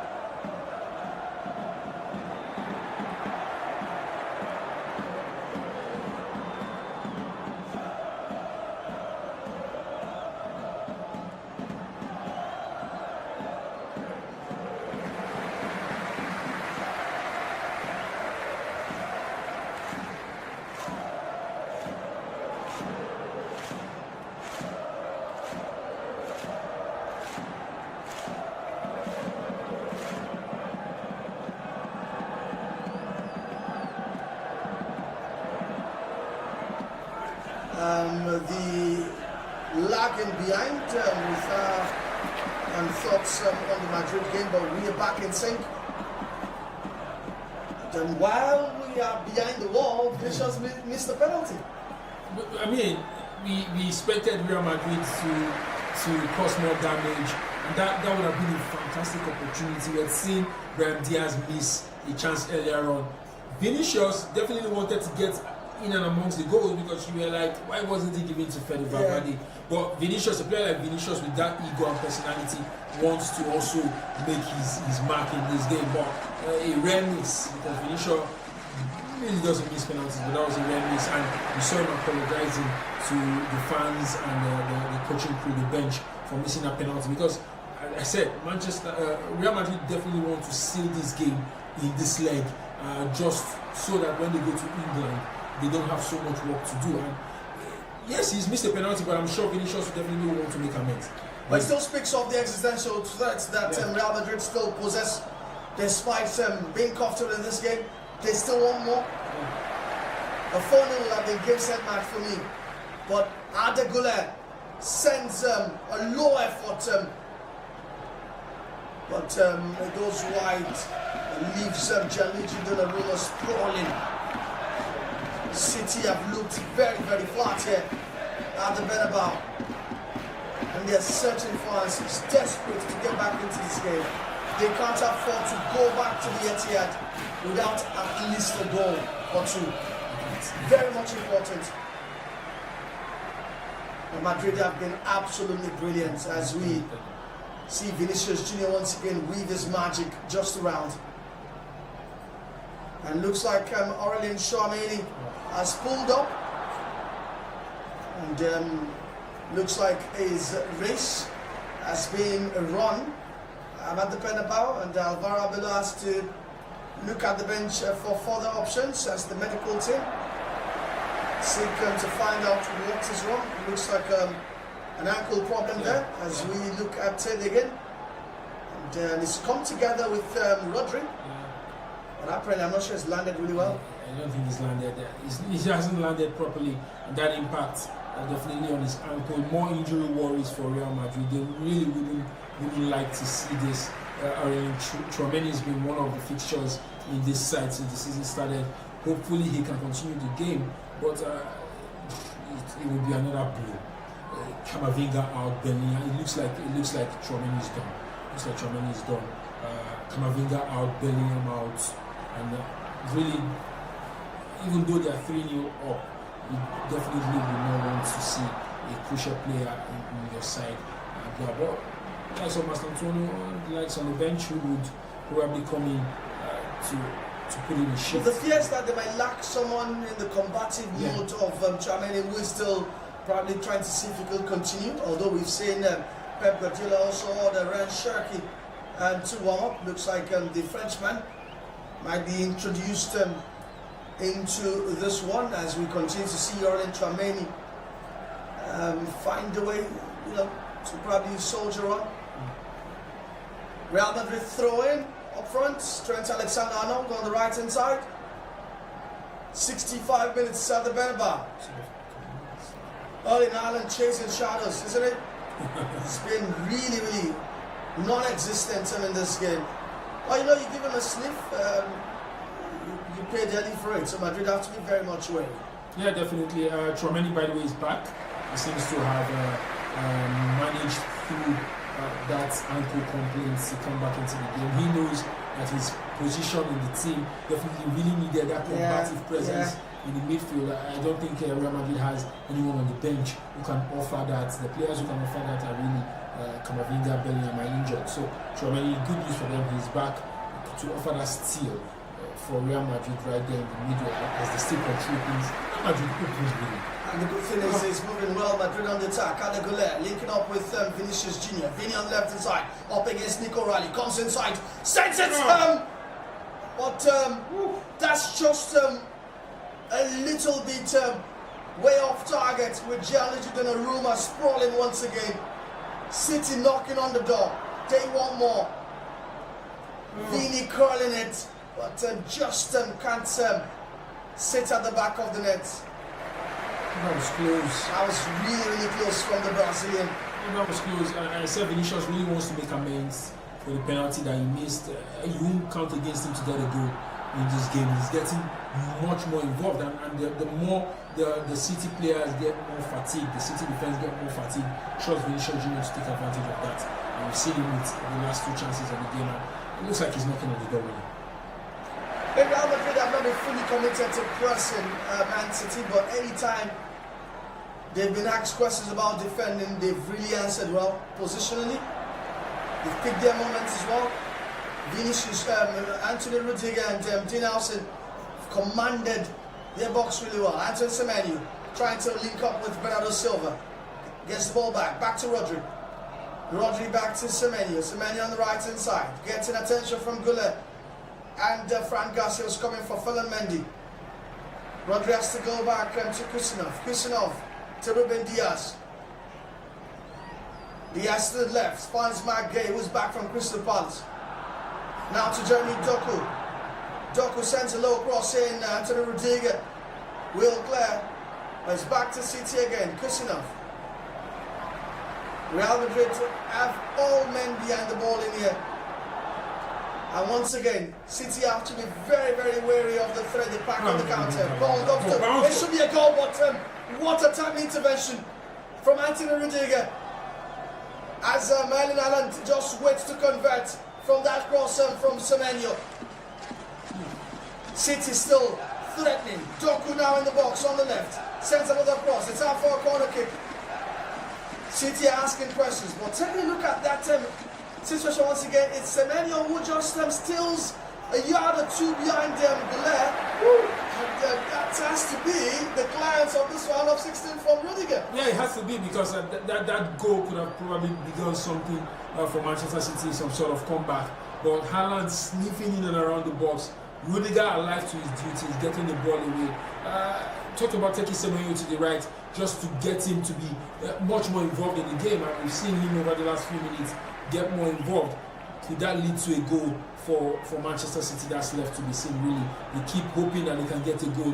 They're trying to bring in a few players in. They definitely need inspiration from someone. Arlen Charmaine is getting ready to come on, just like City also getting ready to bring two players on. And looks like Mavinga is going to come on, not for Arlen Charmaine, actually. We'll see. I thought it was actually Fran Garcia. I was wondering. It's just come on. But Bernardo Silva is going to shirk his captaincy duties to Rodri as he comes off. Alongside Antoine Semenyo, Ryan Cherki and Ryan Ait-Nouri will both come on for Pep Guardiola's team. As Guardiola used the opportunity to also quickly pass a few information and instruction. For Real Madrid, left to be seen, who's going to come in for Camavinga, who will be expected to add more steel to that midfield for Real with about 20 more minutes. I mean, Madrid will be very much happy to take a clean sheet to the Etihad, right? Yeah, they will. They will. But you can clearly see they want to probably get one or two more goals, assurance goals, just to make sure that the job in England isn't tricky for them. We've seen the substitution made at Agula out for Eduardo Camavinga, just to come take some burden off Aurelien Tchouameni in that midfield. We expect more steel. But Madrid, now 3-0 up, would then prioritize, even if they don't get a goal. They don't want to concede, because that probably gives a chance to Manchester City for a comeback probably in the second leg. But we still have 20 more minutes to go, and a lot can happen in 20 minutes. A lot can happen. Alright, it's Alvaro Valverde coming in field. So Madrid would now find ways to manage this game, but Vinicius Junior is still on the prowl. It's been dispossessed right now. Ruben Diaz, actually, now the captain almost misses line, clears Brian Diaz in that process, but referee says play on.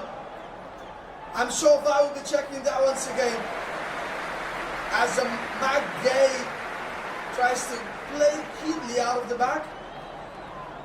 I'm not sure that is going to be reviewed as play continues. Ryan Cherki now finds Nico O'Reilly on the right hand side. Nico O'Reilly is dispossessed by Camavinga, who wins a foul. Free kick to Madrid. And that's careless. Very careless. One from Ruben Diaz, the captain. But, I mean, it's a clean take. He gets the ball cleanly as Brian Diaz tries to profit It's actually a clean one. And the referee has obviously gotten it right on the spot. Now we can see the center referee urging Madrid not to waste time. Thibaut Courtois will take this free kick for Madrid.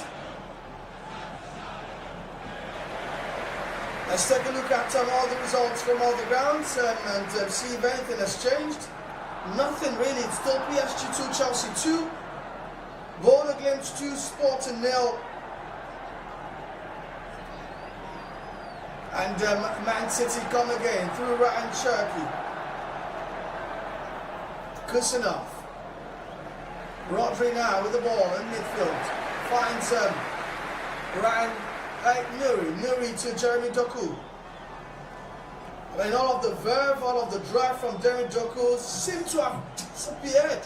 Where did all that go to? The early balls in the first half. Cherky on Fran Garcia. Trying to find spaces between the lines. Finds Rodri. Rodri to Nico Riley. CG trying to put together smooth passes together and find some opening. And Madrid just trying to be compact here. And the brief for Madrid here is very much clear. Keep your shape, be compact. Yeah, definitely. Don't lose it. Don't lose it. Stay in control. Don't slip. Whoa, okay. That was really close, but great attempt. Tijani Reinders just trying to get something. That's a corner for Manchester City. But as you said, stay compact, stay in shape, don't slip up, and just try to tighten things up. You've seen that in some of the substitutions that has been made, just to make sure that they have a grip of whatever it is that Manchester City wants to throw at them, especially in the last 15 minutes of the game. They want to leave here with a clean sheet. They don't want to give Manchester City the feeling of a remontada, if I would use that, especially in the second leg. But Manchester City know that if they want to stand a chance qualifying into the quarterfinals, they need to get a goal in this leg, and that's what you see them trying to do with the likes of Cherky. In Haaland, who I said I think has been starved, I must say, he's really not getting the service that he requires, but it's still 15 minutes to go and anything can happen. Boda made it 3 in Norway against Sporting. It's 3-0. As Boda also take a massive step towards the last stage in what has been a Cinderella run in this season's Champions League for the Norwegians. A country of just about, a city of just about 250,000 people. Oh, that's Madrid play with fire. Is that Thiago Pitar? He was just trying to play it from the back and almost landed Madrid in problem.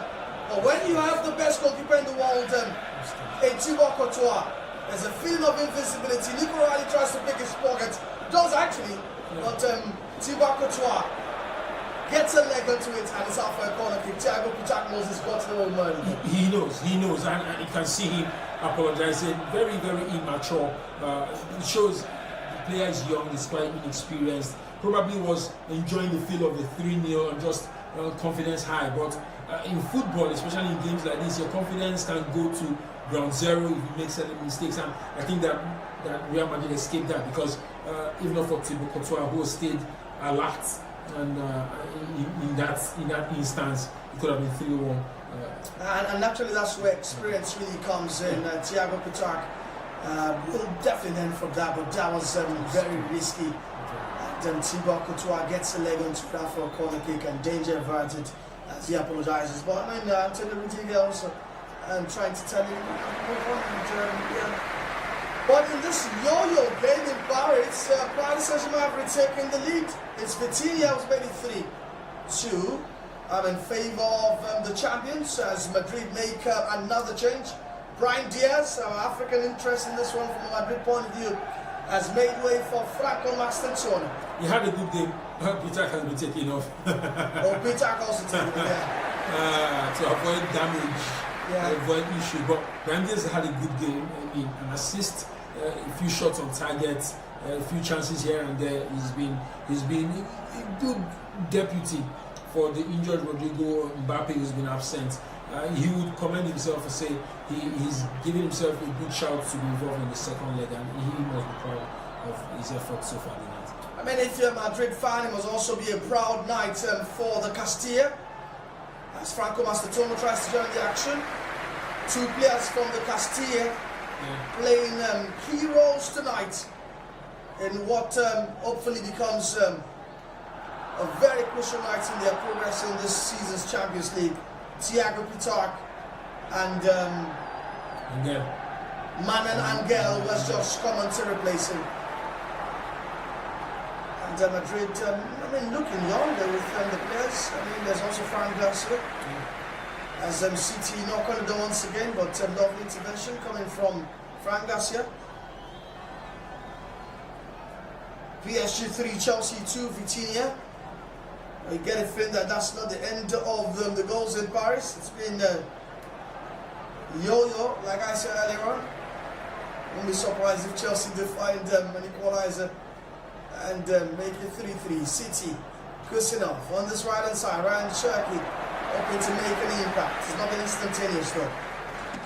Rodri finds Jeremy Doku, who comes inside this time around. Wants to win this back inside, but the ball ricochets off in again, and Thibaut Courtois will make an easy save. At this point in time, you guys feel that Real Madrid have gotten into game management mode. We'll see how the game keep the clean sheet, and maybe if City commits too much towards getting out of the goal, win them on the break.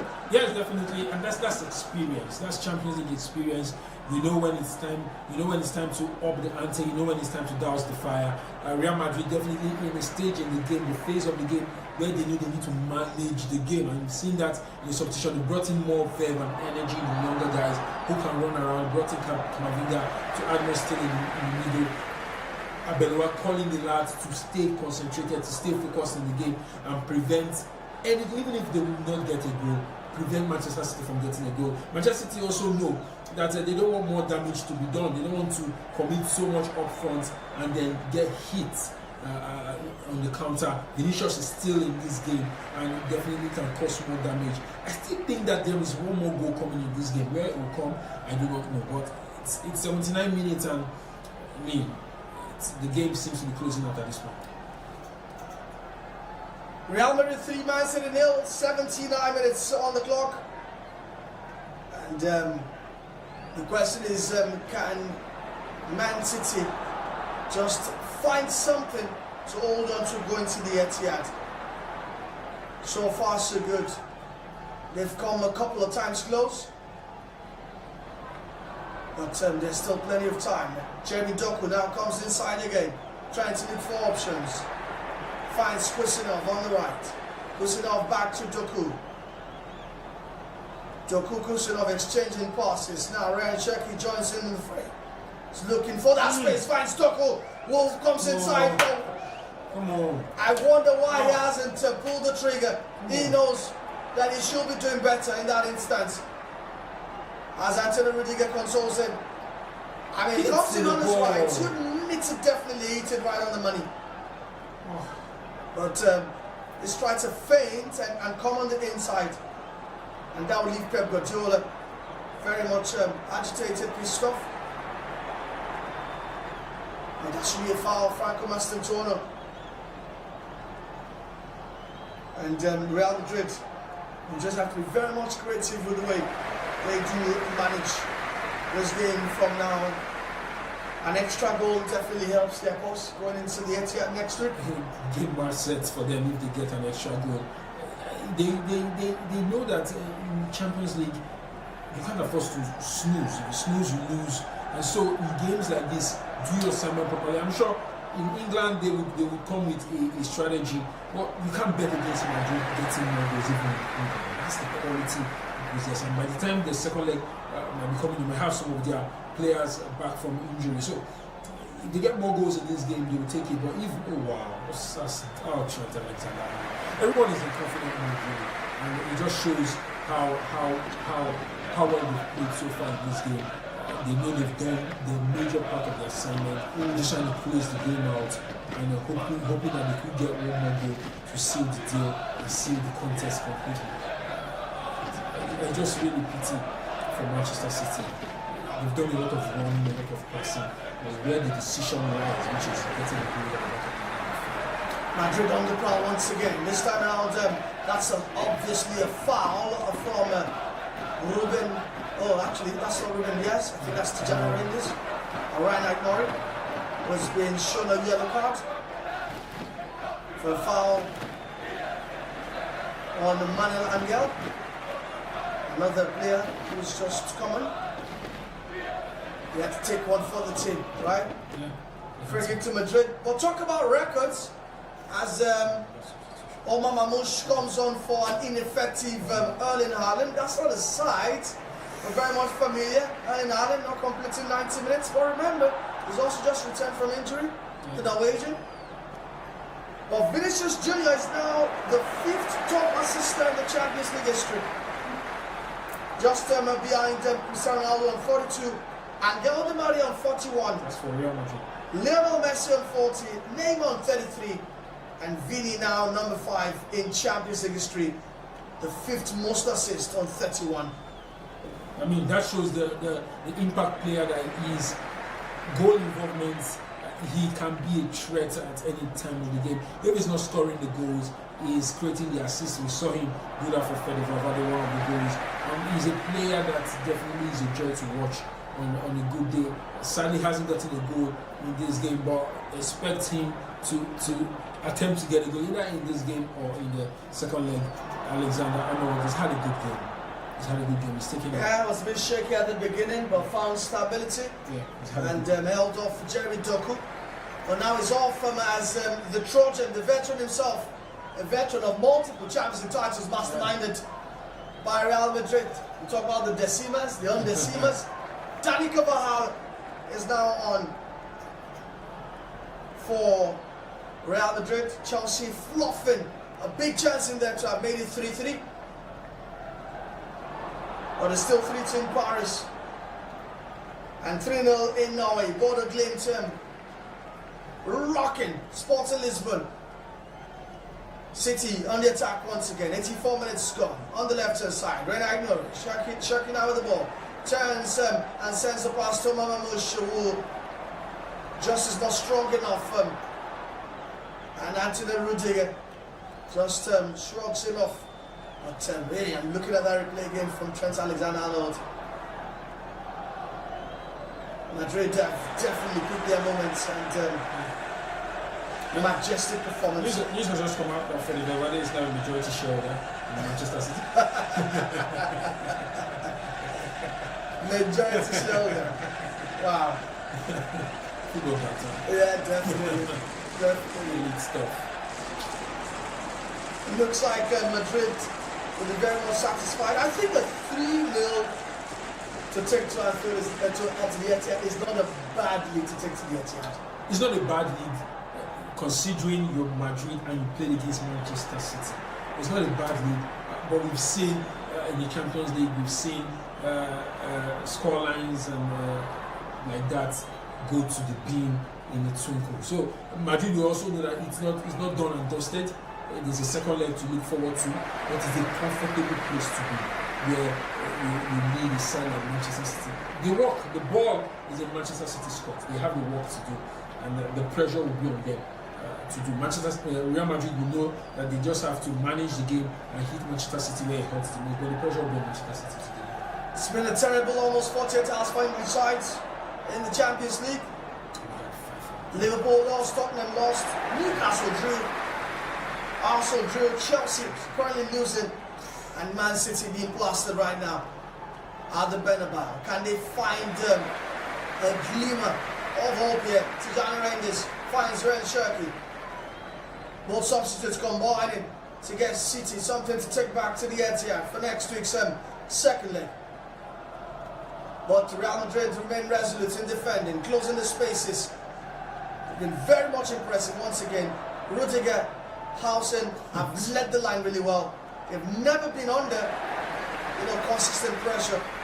As Franco Mastantuono tries to attack on the break, but he's halfway through it. Alvaro Abela urging his lads on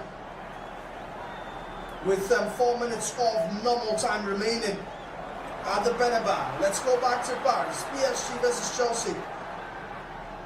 It's still 3-2. Now it's 4. Make it 4. If Chelsea thought they'd probably had a tiny advantage to take her back to Stamford Bridge, That is slowly eroding. It's Paris Saint-Germain. Make it 4-2 in Paris. And that fourth goal. And a score from vivxsports, the Georgian winger. And Chelsea have had no answers. But in a tournament or in a competition where they are not away goals rules anymore, I'm sure that you can go back to Stamford Bridge with what is remontada in English? Come back, right? That could still happen.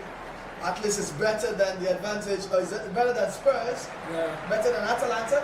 Even better than West City are right now.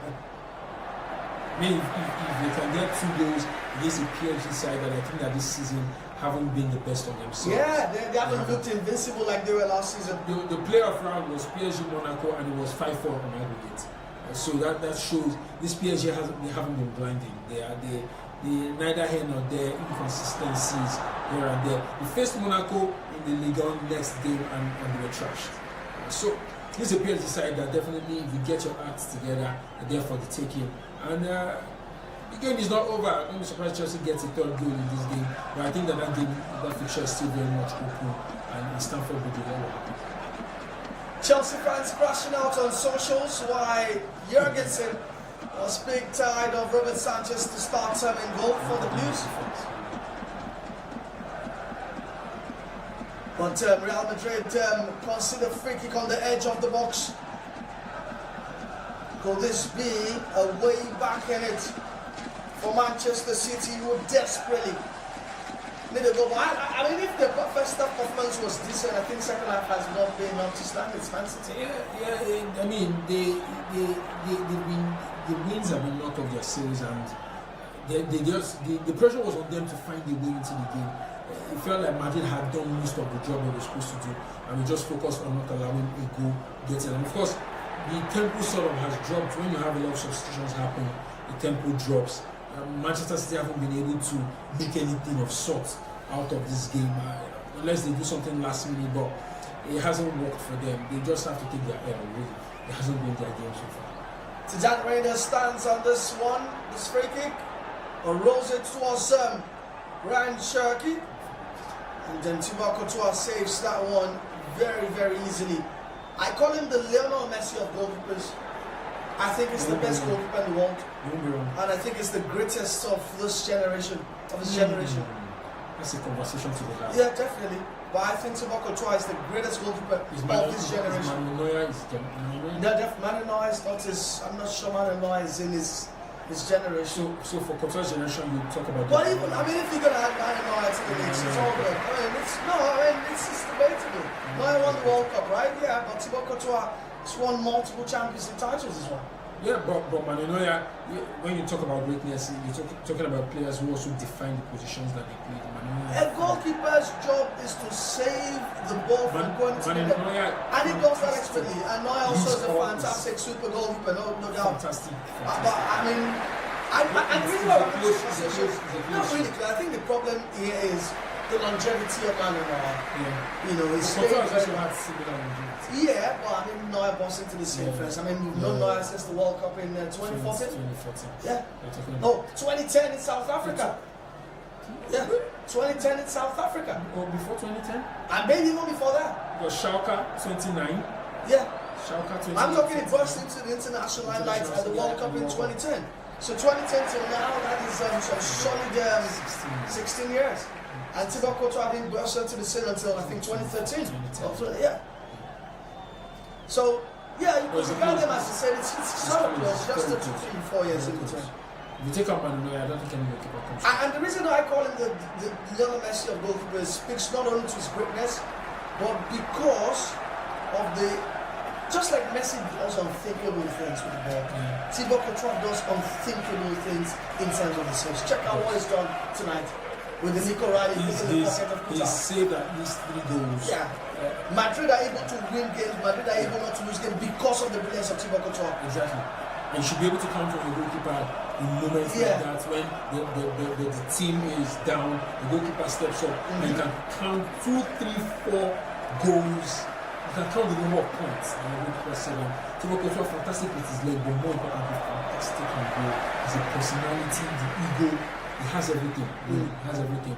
And for a club like Real Madrid, these are the kind of players. Obviously, I think he's the best goalkeeper ever to play for Madrid.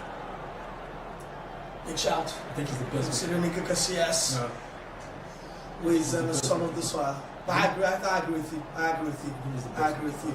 All right, 4 minutes added on in Madrid. 3 of those 4 already played. It's City still searching for a consolation goal that can give them a ray of hope going to the Etihad next week. But they just haven't gotten it.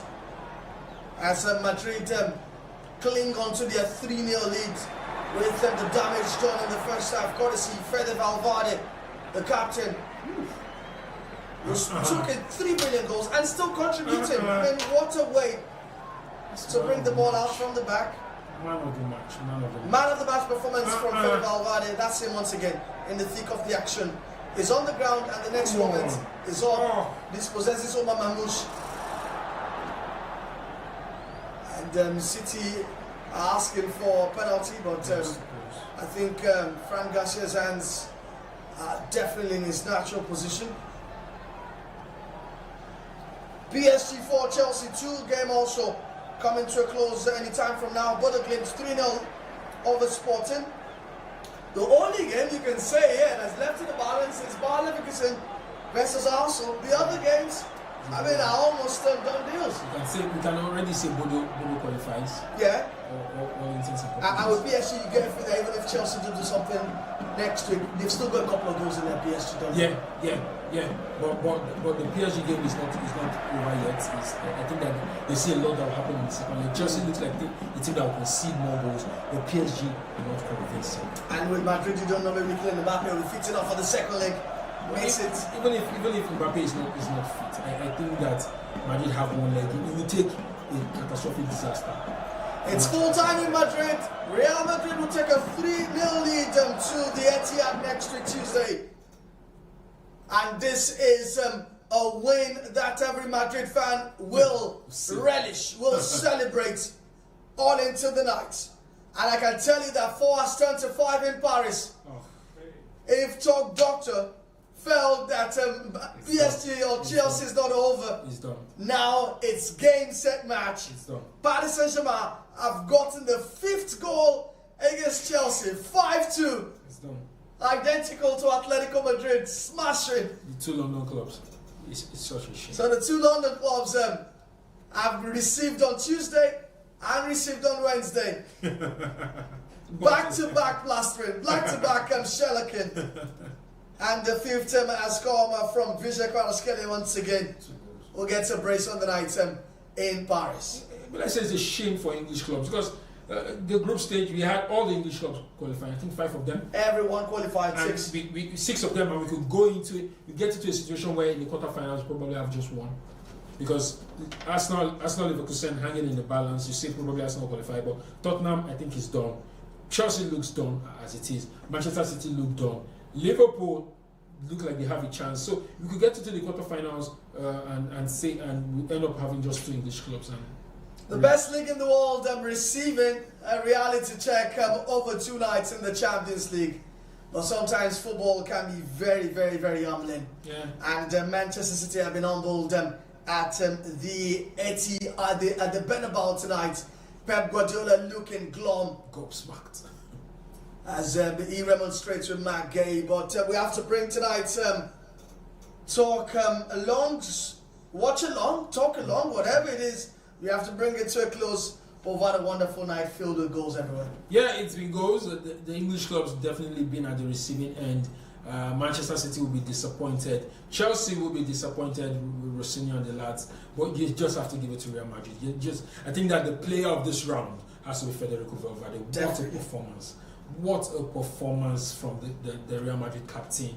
He was a Trojan on that pitch, scoring the goals, making the tackles, galvanizing his side.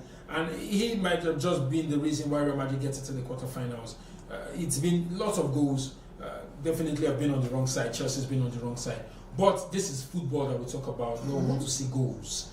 and we've seen that at plenty. The only game where we didn't see lots of goals, Arsenal Leverkusen, just 2 goals. But going to Norway, 3 goals, in Spain 3 goals, in France 7 goals, and that's what we want to see in the Champions League. I look forward to the second leg of all the ties, and I think that there will be more drama expected. Alright, let's give you a refresh of results from tonight in the Champions League. Bayer Leverkusen also ended 1-1 with late Drema Havertz scored a late penalty to deny Leverkusen a famous win. Bodo Glimt, famous win for them by the way, 3-0 winners of Sporting Lisbon, and Paris Saint-Germain blasted the world champions and exerted revenge for what went down in the Club World Cup final, where they also lost by 3 goals, right? Yeah. So it's revenge completed, and probably there could be more to come in the second leg at Stamford Bridge. And the game we being that spotlight on has also ended. Real Madrid 3, Man City 0, and our Africans didn't do badly, but it was mixed.